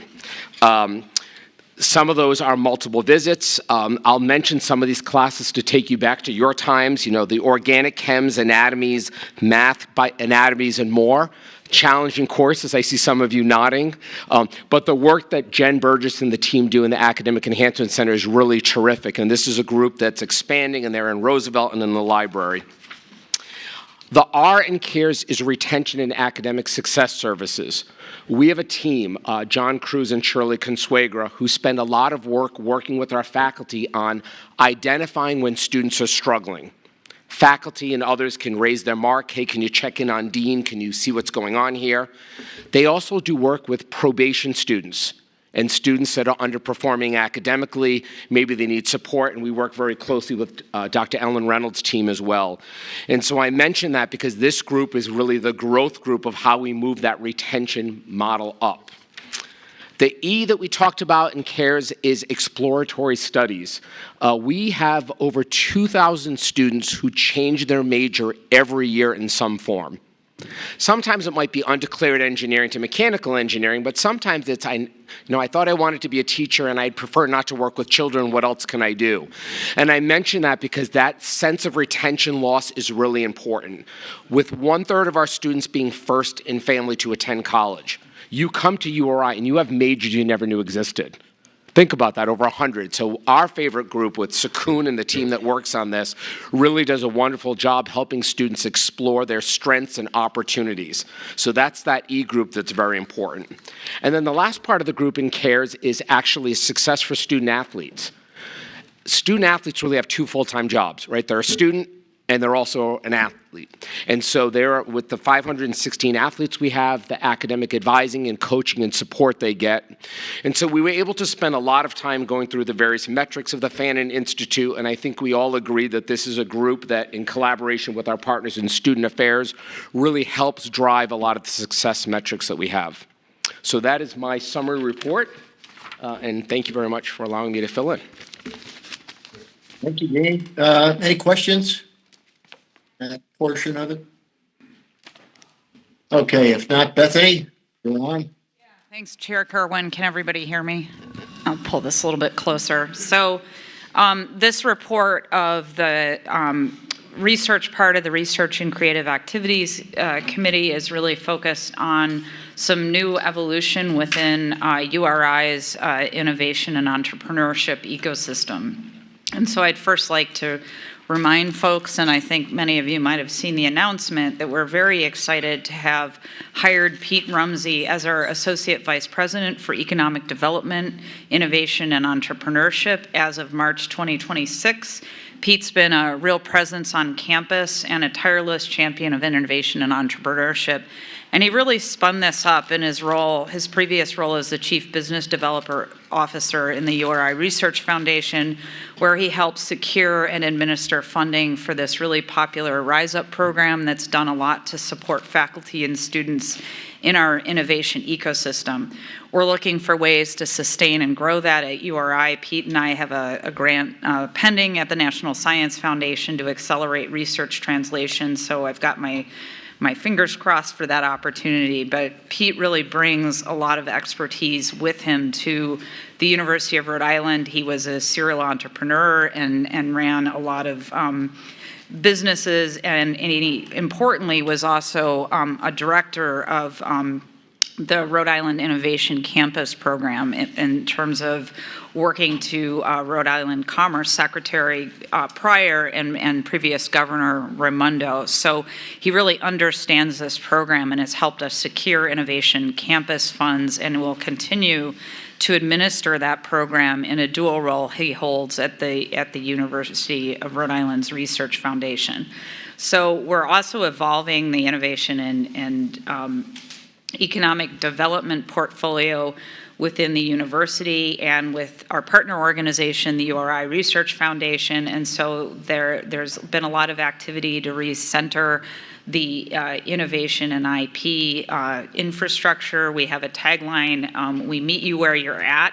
And it's really going to be sort of a rebrand of the Research Foundation, which will keep its identity as such, but really to be home of URI innovations. And we're very excited about this evolution, and we think it's going to really help our campus and help relationships with business partners. And so Pete's been behind, for example, overseeing the prototype to the Ocean Technology Innovation Center, the Ocean Technology Center, where we already have startup presences on the Bay campus. So I'm very excited about these developments and to be working with such talented people. Thank you, Bethany. Any questions for Bethany? If not, the only closing point I make is that there is a substantial portion of the NECI reaccreditation work that is going to involve the Board of Trustees directly. They are concerned about, as you might imagine, governance of the institution, as well as the interactions of the board with the management of the university and the rest of the community. So there'll be more coming to us from that process, and I'm serving as liaison between Sue and her team on campus, Barb and Mark, and the board. So stay tuned. You'll be hearing from us. That's all I've got, Margot. Is anything different about this accreditation process given the change in the administration, or does it feel like it's a similar process to you? As of now, it seems quite similar. However, even NECI has noted that the Department of Education is involved now in a negotiated rulemaking devoted to accreditation nationally. My guess is that those deliberations won't lead to dramatic changes in this cycle of accreditation. I could be wrong. It depends on a lot of different factors, but they may certainly have an impact on the accreditation process that follows this one. But we're watching it closely, Margot, and if there are any immediate changes coming out of it, we'll be able to report to the board in real time. Okay, thank you. And just I missed this. Is this annual, or how often? It's a 10-year cycle, if I remember correctly, and there are updates required from the institution at 5-year intervals. Okay. So it's a tremendous amount of work every time the full cycle is underway. Yeah. All right, good. Thank you, Neil. Appreciate that work. Okay. Okay, let's go to Finance and Facilities, and Armin's going to cover this committee. The Finance and Facilities Committee met on April 13th, 2026. We welcomed also our new board member, David Barrett, to the committee. Vice President Abby Benson also acknowledged that Carl Calvo, Associate Vice President for Facilities, who will be retiring in April. She acknowledged his service to the university and noted that Dave Policetti, Senior Director of Facilities Operations, has been appointed as interim Associate Vice President for Facilities while the university completes a national search to fill the position. Abby also provided an update on the FY 28-32 Capital Improvement Plan, which I'm going to call upon her very shortly to give that report. Abby also provided a presentation on the university's projected financial performance for Fund 100 Education in general. She noted that the university started the year with a $7.1 million budgeted shortfall, and that by February of 2026, that projection now shows a $1.2 million surplus. Pretty good, Abby. The primary reasons for this change include increased interest income to the university, vacancy savings, and reductions in financial aid expenditure, offset by increases in utility costs, overtime expenses, and lower than projected overall tuition revenue. Vice President Benson also provided an update on the new budget model, noting that the new model will go live on July 1, 2026. She, the president, and the provost are conducting town halls across the university to answer questions on the budgeted model. On the annual review of the university debt, Abby provided the annual presentation on the university's current debt, which includes approximately $211 million in outstanding tax-exempt revenue bonds. She also referenced plans to potentially issue new bonds in the fall 2026 for 3 critical projects: utility phase 3, repaving and hardscape, and the facility service sector upgrade, and to reference existing callable debt. Abby will walk through that shortly also, because we have to pass a resolution on that issue. Also, additional informational material came in. Abby also noted that the meeting materials included 2 informational items, including an update on actions under the board's delegation to the president, the lease with East Stroudsburg University for research space, and the annual review of Appendix A, which is the required summary of the URI that would be included in bond issuance materials. Lastly, the committee took action on several items, including recommending approval of proposed changes to the committee calendar as presented in the enclosure, recommending approval of bond issuance and refunding, resolution which Abby will speak to, as I mentioned, and recommending approval to demolish 3 buildings on the Bay campus in support of the Narragansett Bay campus Phase 2 modernization and in accordance with the comprehensive plan. Abby, you want to talk to us about FY 28 through 32 on the capital improvement plan? Yeah, I'm happy to go through this presentation relatively quickly. There's a lot of information, but you all have access to it. Just as a reminder, the capital improvement plan is our 5-year rolling plan that we have to submit to the state for any project over $1 million. It includes any project funded by bonds, GEO bonds, RICAP, regardless of the source of funds. We do submit this to the state. So next slide, please. Oh, actually, they gave it to me, Katie. You trust me with this, which is, let's see if I can make it work. Oh, it did. So the capital improvement plan is reviewed through several levels of the university. We have an internal facilities committee that takes an initial review of it. It goes to the president's cabinet, and then it comes to the board of trustees in April for discussion and June for approval. Then it goes to OMB in the governor's office, and then the submission of the governor's budget includes recommendations on capital projects, and then the General Assembly reviews it. So they're currently reviewing 27 to 31. So what we're talking about now is kind of the first step of 28, the FY 28 budget process. Just as a reminder, we cover about 318 buildings, 5.65 million gross square footage. So that's all of our active buildings. The president mentioned earlier it's about 28% of the state's buildings. It's around 23% if you take out the auxiliary buildings, which have to be self-sustained using student fees. But we get traditionally less than 10% of overall RICAP funding for repair and maintenance of our buildings.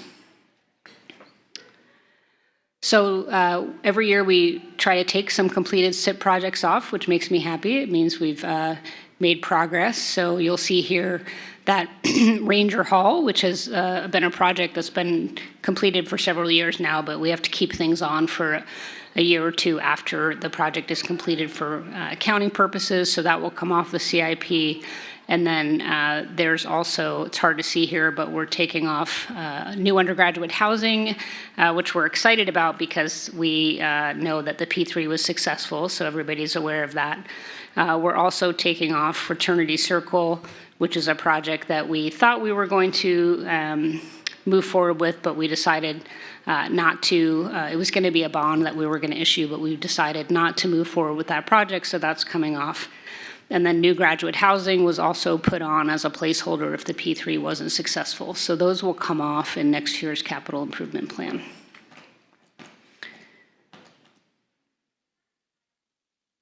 Okay, so before I get into this, I want to make a clarifying point because it came up in the Finance and Facilities Committee, which is how are we tying our comprehensive campus plan to our capital improvement plan. So the idea is now we have this comprehensive plan that's supposed to drive our priorities.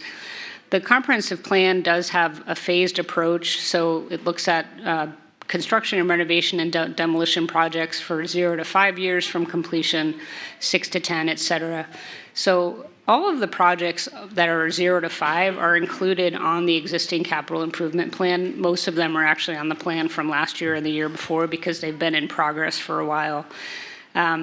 The renovation projects are also included. So what I'm going to walk through with you here is some new, in many cases, kind of smaller projects we're seeking funding from the state for that may not appear on that priority list of CCP projects for 0 to 5 because those have already been on the capital plan. And I can answer questions about that as we move forward. So our number one request is always for asset protection. So asset protection is the annual amount of funding that we get every year from the state to do repair and maintenance to our buildings. So this is really our core deferred maintenance funding line. So in FY28, we'll be asking for 17.8%. I always feel the need to include a fun picture of some of our buildings. So that's our actually one of our animal facilities, the basement of one of our animal facilities on Peckham Farm. That used to be an old energy plant. So we like to reuse our buildings here at URI. That's our number one request for RICAP funding. There's a lot here. I don't need to go through all of them, but I want to just highlight that several of these were on the SIP previously, and we're recommending that they stay on the SIP. That includes our public safety building, which would be a new building, our Narragansett Bay Campus Shoreline Stabilization Project. So that's to make sure the road that leads to our new beautiful pier doesn't endure further weathering. We've seen intense weathering on that road, and we want to make sure it's protected, and we did get money from the Army Corps of Engineers, so we're looking for a state match. Carruthers, our library HVAC replacement, is a significant RICAP project that we've put on the SIP previously. We're going to keep it on there. Because that building has several HVAC systems that have been built over the years and they need to be totally revamped. We have mold and other issues in that library. Campus accessibility and building envelope improvements are designated RICAP line items that we asked for last year and actually got an annual appropriation for. We're continuing to ask for that. The state has signaled, or the General Assembly signaled, that they'll continue to give us campus accessibility at around the rate of $1 million a year and building envelope around the rate of $3 million a year, which we're thankful for because that's above and beyond asset protection.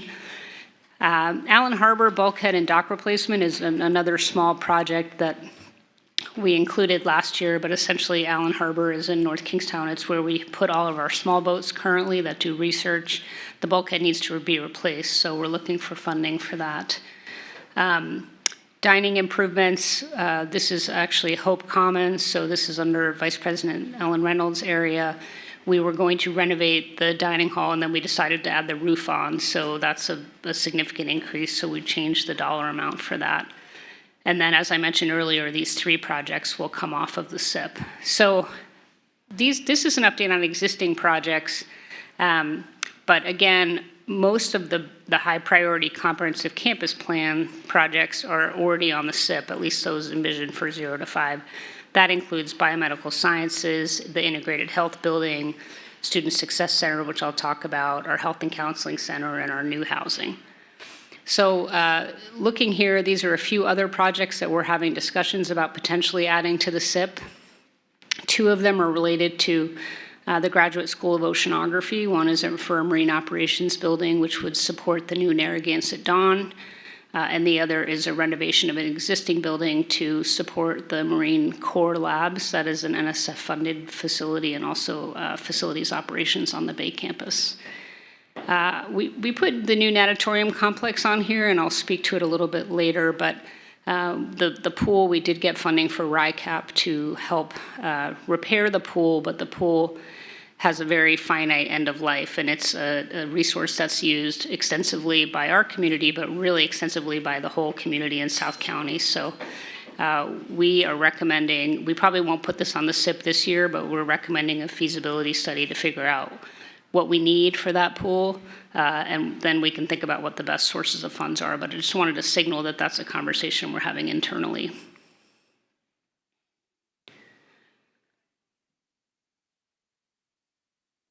So these are some of the longer-term comprehensive campus plan projects. So again, the 0 to 5 of the campus comprehensive plan are already on the SIP, but one is the next phase of housing. So we're so excited that we got our P3 across the finish line. We're actively talking about what the next method of delivery for the next phase of housing is. And that's a partnership between my office and Ellen Reynolds' office, looking at sort of the business behind the business argument for P3 or traditional delivery. The P3 was very successful. We'd like to explore that. However, if we do a P3 and then we take some of our older dorms offline that bring in significant revenue, it limits our ability to maintain our existing dorms. So we're working through that, but we know that really we need to be in the market in the fall to think about what our next phase of housing is. So that's an ongoing discussion. These are 2 things that were on the campus plan. I don't think they'll be on the SIP this year, but I wanted to mention them. One is parking structures. So the comprehensive campus plan did mention 2 parking structures, one in Plains Road lot and one in the Fine Arts lot. These are very expensive, and so we think they could be good candidates for P3, but that has lots of ripple effects around, privatization of university services. So we're thinking about a request for information just to start talking to firms that do this and explore what might be possible for URI, because in our current revenue structure for parking, we can't support building a parking structure. And then finally, the CCP envisions a several phased approach to decarbonization of the campus using primarily geothermal. These have quite a large price tag. You see the first phase would be $195 million. The second would be $417 million. When we went into the CCP and our energy plan as part of that, we were hopeful that there would be opportunities at the state and also driven by federal incentive programs to help support some of these large infrastructure projects. But obviously the landscape has changed there. So still very much thinking about how we can accomplish that, but the dollar amounts are large, and we would certainly need some sort of subsidization from the state or the feds. So this is just an overall summary of our bond strategy. So I know the president mentioned earlier, and Lauren also, that our current GEO bond submission is for the integrated health building. We had asked for $165.7 million. The governor's budget recommended $105 million, so we're advocating strongly that we get the full amount so we can actually build that building to meet the scope that we need to support our students and research. Currently, the 2028 GEO bond project, as a reminder for the board, we get an opportunity every 2 years to put a GEO bond project forward, would be Student Success Center. So that would involve replacing the Carlotti building where my office is and Bethany's office is. It's on the quad, and replacing it with a student success center that's connected to Davis, which would really be sort of a central area for students to come. It would involve advising and counseling and lots of other opportunities for students to seek assistance. That's our current request for 2028. The next SIP that goes in isn't our official request for this bond. It would actually be next year. So we'll probably keep the student success project on the SIP this year, but the next year's one is one that will be actually considered by the General Assembly. Some future GeoBond projects we're talking about here are the medical school. Obviously, there's a lot happening there, as the board has already heard about. We do envision that a building would be needed to house a medical school in the future, and a GeoBond would be the best opportunity for that. I mentioned the library, so we haven't had any luck getting the RICAB funding for the library, but I know we're seeking a new librarian for the university, so there could be an opportunity to partner library, HVAC, infrastructure improvements, plus a modernization of the library. But with this new librarian coming on board, that's definitely going to be a focus of conversation because that could be a GeoBond in the future. And then finally, College of Education, moving to East Hall. That is on the comprehensive campus plan. College of Education doesn't have its own standalone building. And then finally, I mentioned the Athletic District's geothermal would be sort of phase one of that energy master plan. So these are just conversations we're having right now for the future. The next slide is just a summary of our Kushner authorizations. So these are projects that are already in process, and I'm going to talk about some of these in my next item around bond issuance. But student health and counseling is on the SIP, has been on the SIP. Memorial Union, same. We have Kushner authorization. Memorial Union is picking back up now that the P3 has been successful for housing. So Ellen and her team, working with my planning team, are going back out and looking at feasibility of the project. Health and counseling is also a priority, but I think it's sort of second to the Memorial Union. So we're still hoping to issue auxiliary bonds likely in 2028 for those two projects. Service sector is also known as lands and grounds. That's one of the bonds we'd like to issue this fall, which I'll talk about shortly. New undergraduate housing, we did get a Kushner for that, but we ended up not using it because we went the P3 route. So that will essentially never get used, but the Kushner is out there kind of in perpetuity. Utility infrastructure phase 3, that's one of the projects we'd like to issue a bond for this fall. Same automotive and admin services, that's envisioned potentially for FY28. And then repaving and hardscape improvements would be a project for this fall, which I'll speak to shortly. So that's just a summary. I think many of you probably hear, as we do regularly from the General Assembly, you have these Kushners, when are you going to issue the bonds? And my answer always is, these are priority projects, but I'm not going to issue a bond until it makes sense financially for the university to do so. But we do get attention that they've been out there sort of hanging for a while.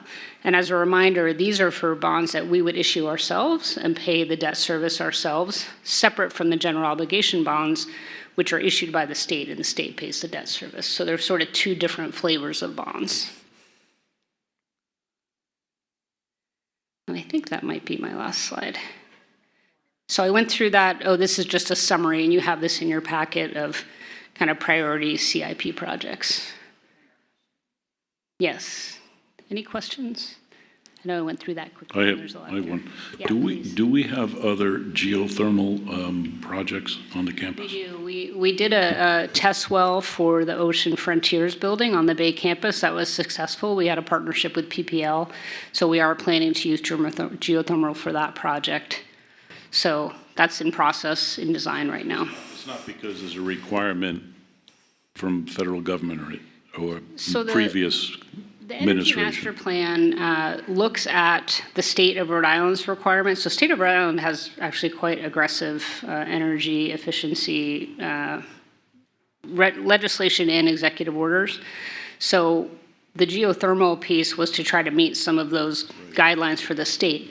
I will say we're a significant portion of the state's buildings, and I don't see as much movement in other state agencies in this area. So I think sort of getting to those goals, on the one hand, if we can get support from the state to move forward with our projects, that will actually help the state meet their overall goals, but the price tag is significant, so. That's, the maintenance, the reoccurring maintenance on that program is significantly more expensive than the existing return. Geothermal projects, I mean, I've been involved in them from businesses and also personally at a home. And they're exponentially more expensive. The maintenance, the repair cost, the frequency, sounds great, but so this is a $260 million nut in the athletic department or athletic area. Yeah, so if you look at the Energy Master Plan, which I'm happy to share, I don't have it here today, but it envisions phased approach. So that's, geothermal is one portion of that, but also all of our renovations and new builds, it's installing basically electric-only buildings, so. Oh, that's not all geothermal. Yeah, that's not all geothermal. I would just be cautious of, I don't know if we should lead with that unless there's some benefit that the state gives us for that. Appreciate that feedback.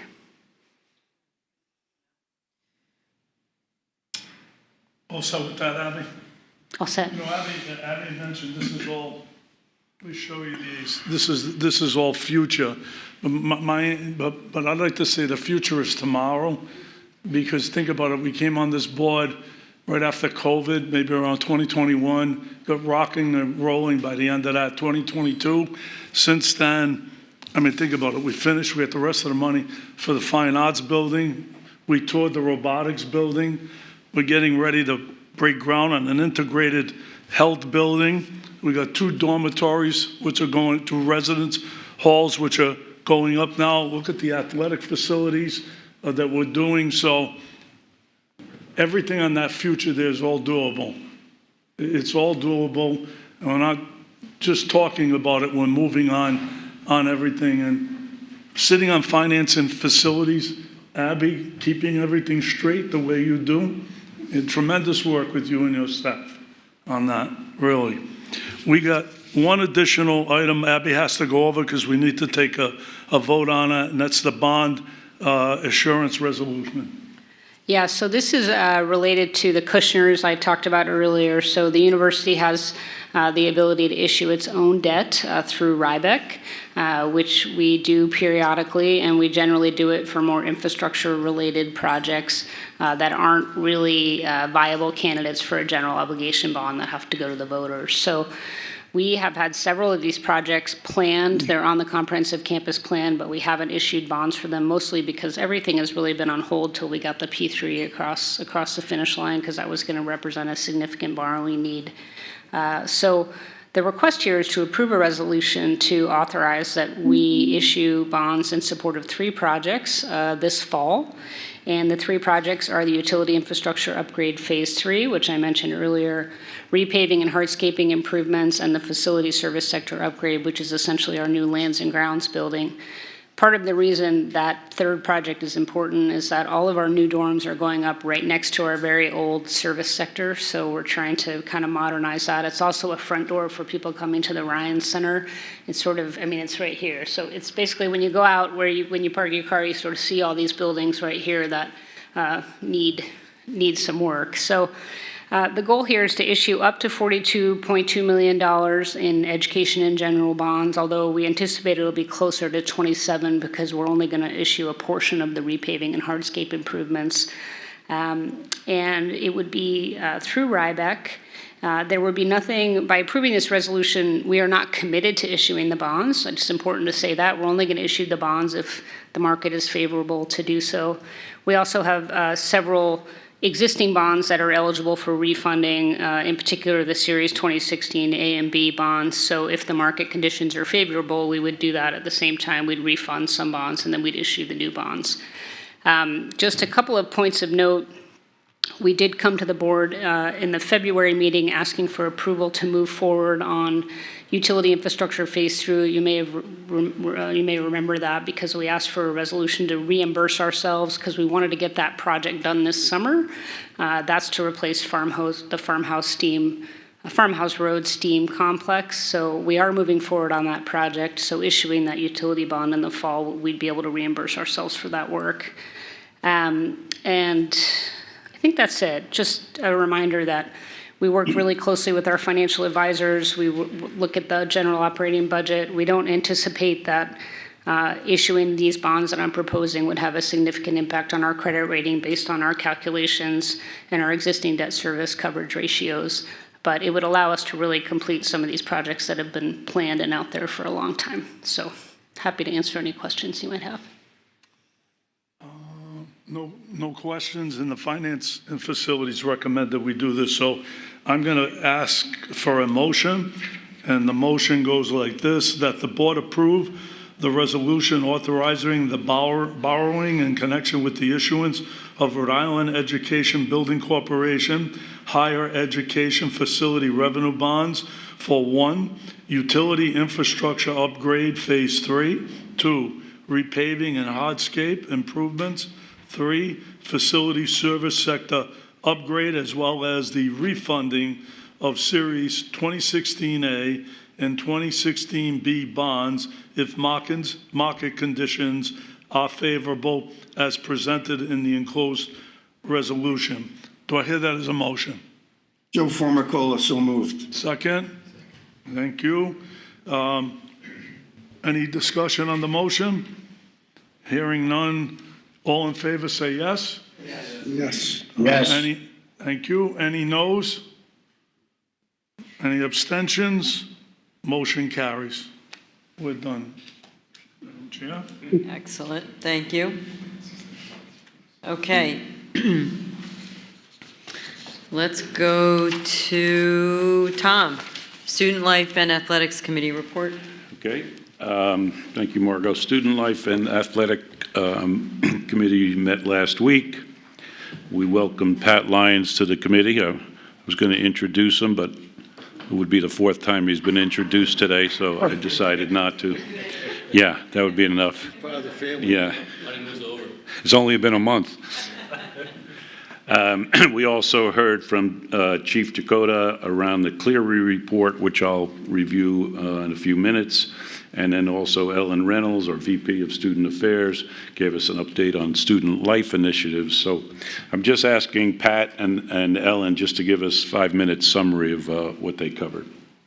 Thanks, Tom. So as Tom mentioned, we met last week, and from the athletic side, first and most importantly, we covered the student athletes' continued amazing job in the classroom. And as someone who's just entering the university, I think we have about roughly 530 athletes. This is a tremendous accomplishment. So the cumulative GPA for the fall was 3.33, and that's the highest ever.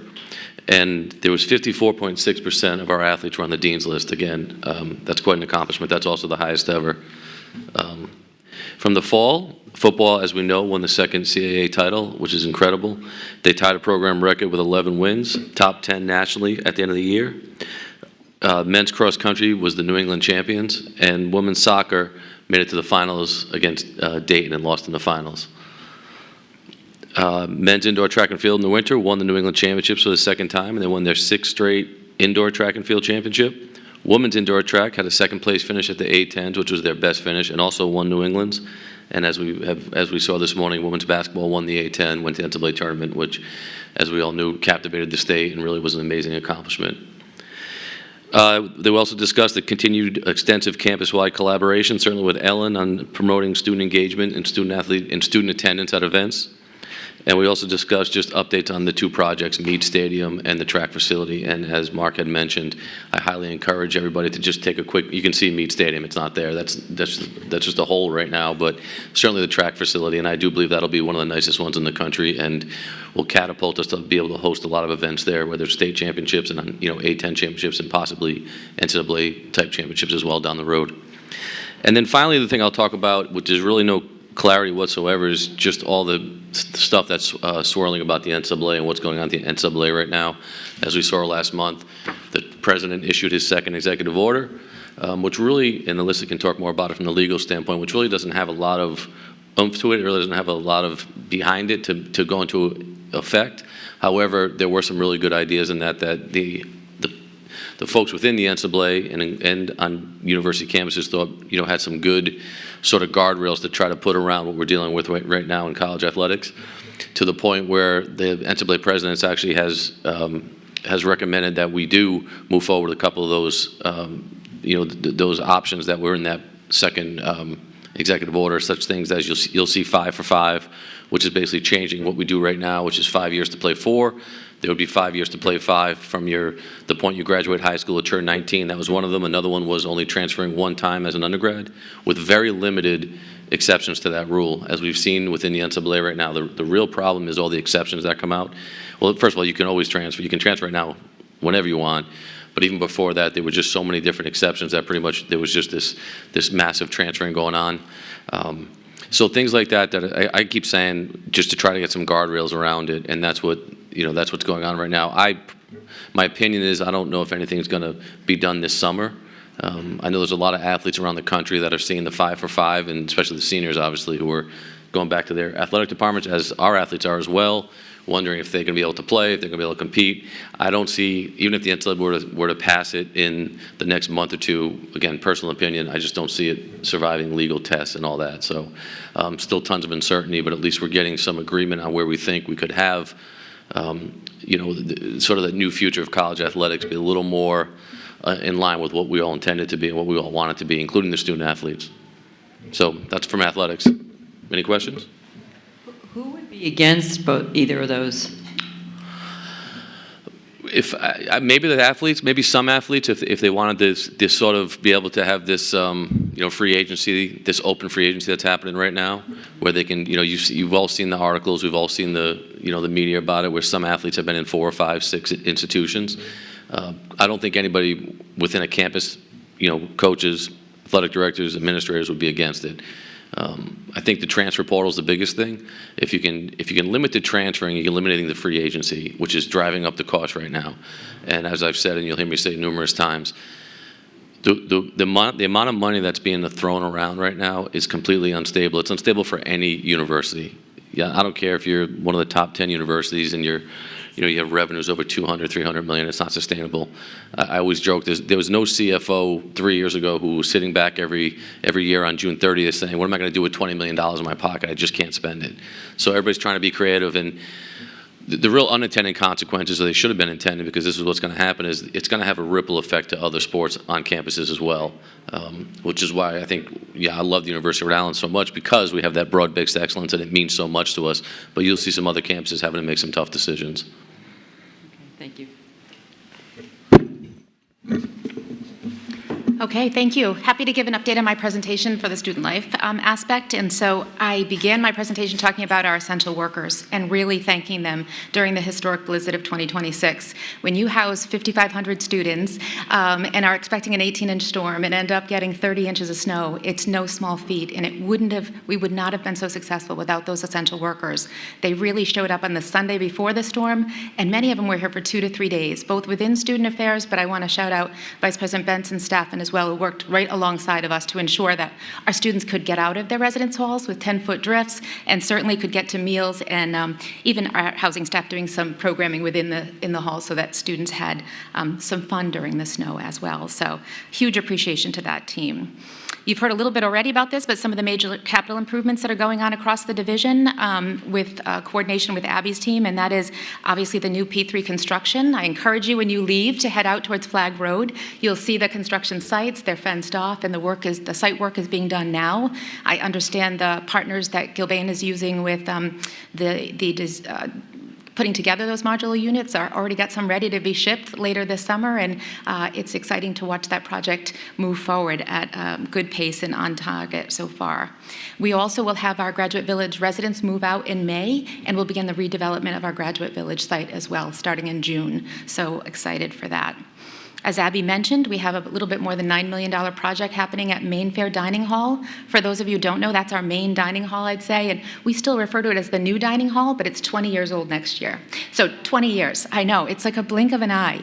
And they serve about 10,000 people meals a day. So if you think about that, well used, and it's time for that to happen. So excited to get a new roof, but more importantly, the dining experience is going to be significantly improved for the students. So we're going to open up more seating, have an aspect for late night, also an allergy closet for those who really need to make sure that they can have a safe dining experience, and we're seeing more of that as well. And one of the things we learned during COVID is we probably have 7 or 8 months you can dine outdoors, so part of it will be a very nice outdoor dining experience as well off the main dining facility, so we're excited about that. Additionally, I think Abby mentioned that we're beginning the feasibility study next month for the Memorial Union renovation. That's going to be a fun project, probably about a 1.5-year design, and then what we're envisioning is a 3-year renovation project. Think about renovating your house and living in it. We're going to live in the Memorial Union while we renovate. We have some tenants in there, excited about it.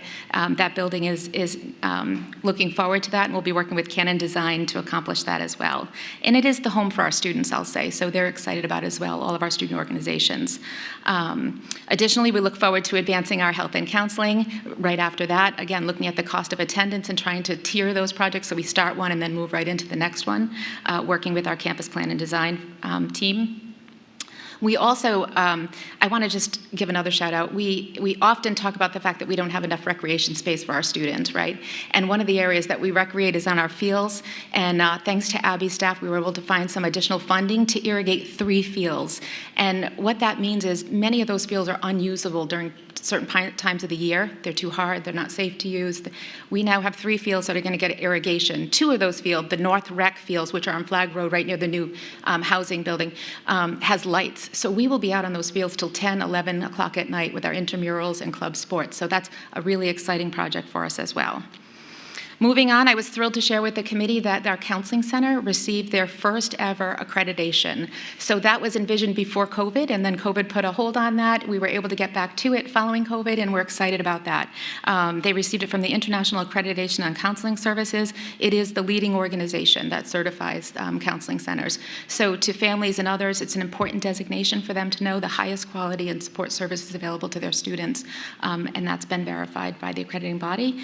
And additionally, on that Thursday of the Blizzard Week, right, we had just shoveled ourselves out, the Poor Health Center received their Joint Commission unannounced survey. And I'm looking at Maria because she knows what the rigor of a Joint Commission survey looks like in healthcare. So we had a accreditor show up, and I'm really happy to tell you that they received full accreditation for the 3 years. And it really is the gold standard in healthcare. So compliments to both of those teams for working on that accreditation and getting it accomplished. I also would like to share that we, last year, you may have recalled, were awarded about $285,000 grant to start a first ever in the state collegiate recovery program, and that is going along really well. Their center is housed in the Student Memorial Union, and they receive funding for a 2nd year for the same amount. And what that really does is a program that provides support, peer-based community for students in or those looking to get into recovery from substance use. So it's a key program on our campus, and we're really proud that that's going along so well and funded again. And I think Margot already shared this, but last year we had one of our signature events, which is our Rainville Student Leadership Awards, where every year it gets harder and harder. These students are amazing. The number of nominations get higher, but we give awards out for student leadership, for team leadership, student employment, and servant leadership.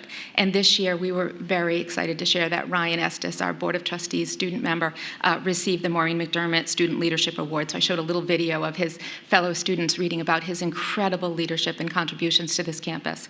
And I'm also thrilled that he's going to be staying on as a grad student, so it's really exciting. In closing, I'm not competitive at all, Pat, but I mentioned a little bit about the strong performance of our 20 club sports teams and how well they are doing, particularly in academic success. The teams had a median GPA of 3.58 among the participants, and 61% of them earned Dean List honors.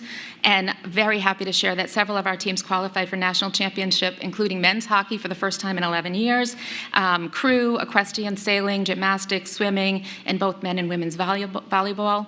In fact, our club crew will be competing, I think it's in Tennessee, during commencement weekend for the 3 days. So their seniors won't be able to participate in commencement. So thanks to President Parlange and others, we're going to do a special ceremony for them on May 11th with their families so they can get their awards, their degrees awarded in front of their families, so they won't be able to participate.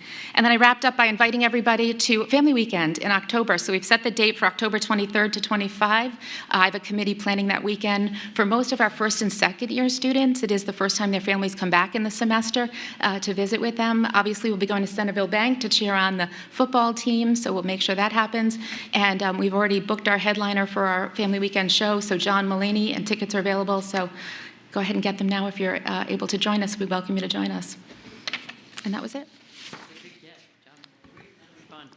Any Yeah, questions? our Student Entertainment Committee has done a great job getting these entertainers. The last 3 years, we've done really well. Jon Stewart last year, and the year before were 2 comedians, but I can't remember. But they were, I mean, it's sold-out show, minus a few little seats here and there, but exciting.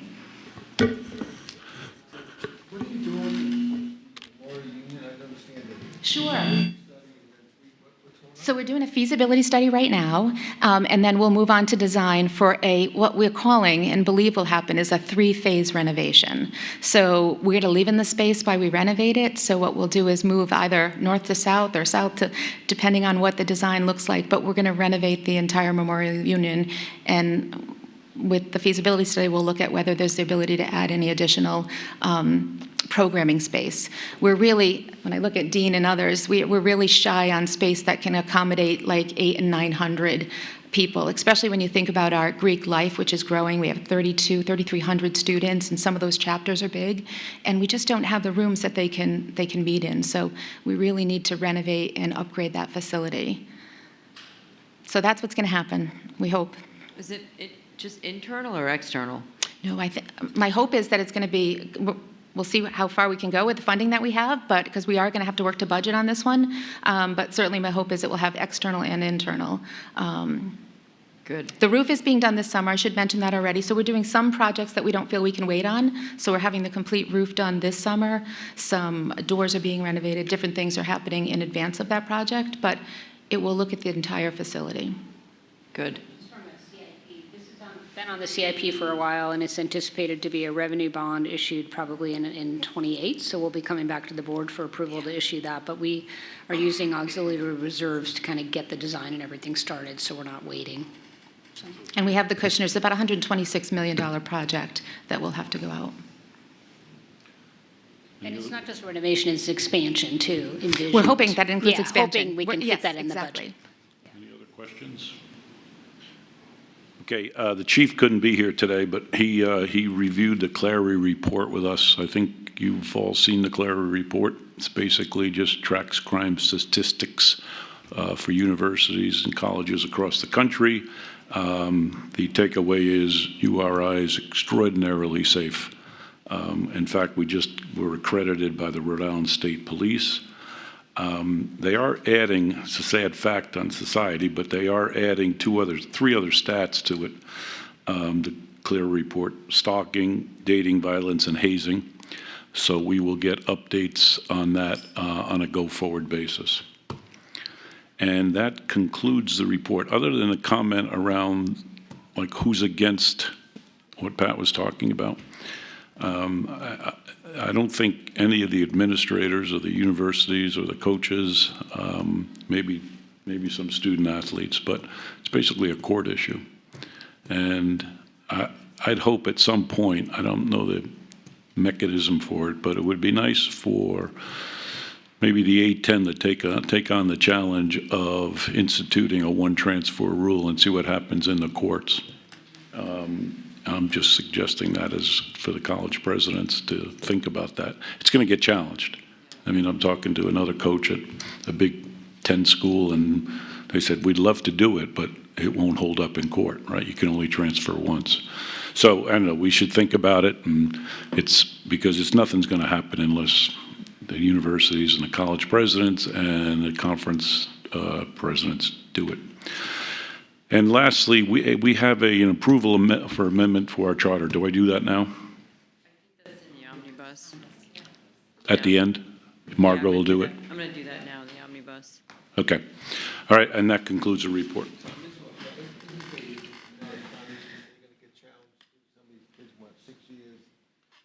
They're going to be challenges on all of that too, I think, right? Right. You can't go to the pros, they're going to want another year. Right, we have a player, who was it, one of our players went to Tulsa, was playing, I mean, who was it?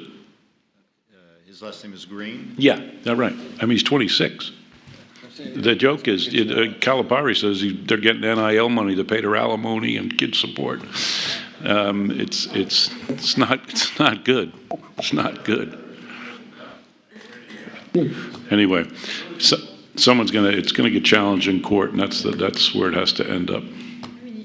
not to bring up a whole other conversation, but you do talk to your fellow presidents about this. Is this a thing to take on? Well, just to remind, we brought it here. You know, when we had the House settlement, the House settlement gave $2.8 billion to student athletes who graduated between 2016 and 2020 from effectively the Southeast Conference and the Big Ten schools, with a couple Big 12 thrown in for fun. And who's paying for it? The University of Rhode Island. It's the other 27 conferences. And so it was nice of you to think that the other college presidents could vote, but actually total control. It's total control by the SEC and the Big Ten. So it's not. So I wanted to, and I suggested to the other A10 presidents. Some were ready to go to court on it, and but Pat, you weren't here then.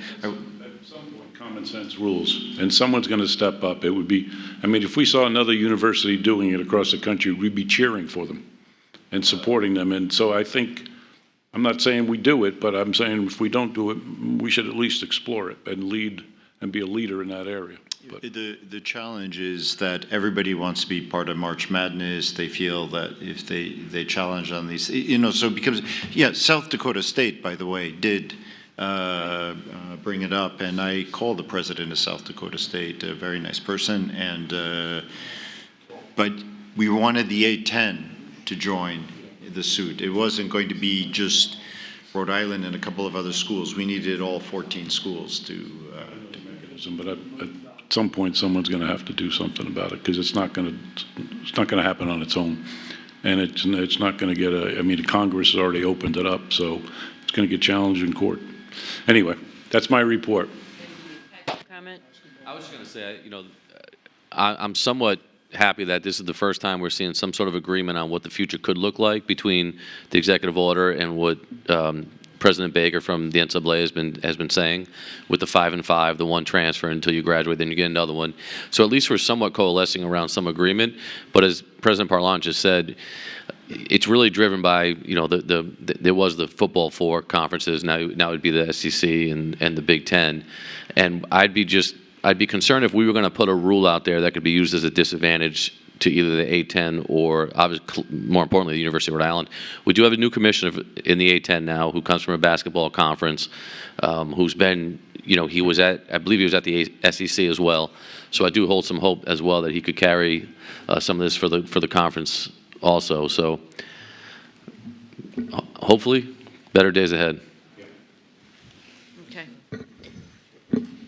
I was just going to say, I don't think the courts are where we're going to get relief now, because the NCAA has had losses in the court on antitrust grounds, and I think people are afraid of losing on antitrust grounds in the court. You don't want to take something to court knowing you're going to lose. So I think what we really need is congressional action to change the law around this so that we're not exposed in court. That's discouraging. Yeah. Okay. Thank you, Tom. Okay, so Margot? If I could just quickly comment on the security part of your report. The chief here, along with all other chiefs of college, private and public, the head of security and chiefs of police convened at the request of the governor, requested our office to convene all chiefs of police to establish protocols and, you know, consistent known protocols across colleges and universities should there be an incident like Brown, so that should there be a sustained or multi-campus incident on any level, that there be some known protocols to follow. And it was the first meeting with follow-up. It was very successful. All attended. For the first time, we had all the security in one room discussing joint agreements and protocols to follow so that we can be ready as a state should there be an incident. So congratulations to him as well. and I saw that that CCRI and Rick are now arming their campus security. The post-secondary council approved that. It voted to instruct the colleges to begin the process of that. It's the beginning of the process. It'll take some time. We have a professional consultant to advise us as to all the highest standards of professionalism, of training, and of best practices to implement that. So the colleges will be beginning that process soon. And actually, I was telling Mark earlier that in the discussions on that, the successful implementation here at the university was a big part of giving us comfort that it can be done, and it can be done safely, and it can be done professionally and effectively for not only the students, but the public and all the great employees here at the university. So the success here was utilized as well to support arming the other colleges. I appreciate that. Okay, the last item is the omnibus vote on committee-related action items. So before proceeding with an omnibus vote to approve the past meeting's minutes and committee-recommended action items, are there any action items listed for which any member has any questions or would like to discuss, oppose, or remove from the omnibus vote to be voted on individually? Okay, hearing none. May I have an omnibus motion to approve agenda action items 11A through 11M as recommended and presented? Almond, so moved. Second, Charlie. Any discussion on the motion? Okay, there being no discussion, may I ask for a voice vote? All in favor, please say yes. Yes. Yes. Any opposed? Any abstentions? Okay, the motion carries. Okay, so the last item is the action item 2, or well, it's action sort of, to adjourn. May I have a motion to adjourn? Thank you. Is there any discussion? As for a voice vote, all in favor, please say yes. Yes. Any opposed? Yes. Any abstention? Motion carries. The next meeting is Friday, June 26th. This is a great meeting. Thanks for everybody's participation and discussion, and we'll see some or all of you at graduation. Thank you. Good job.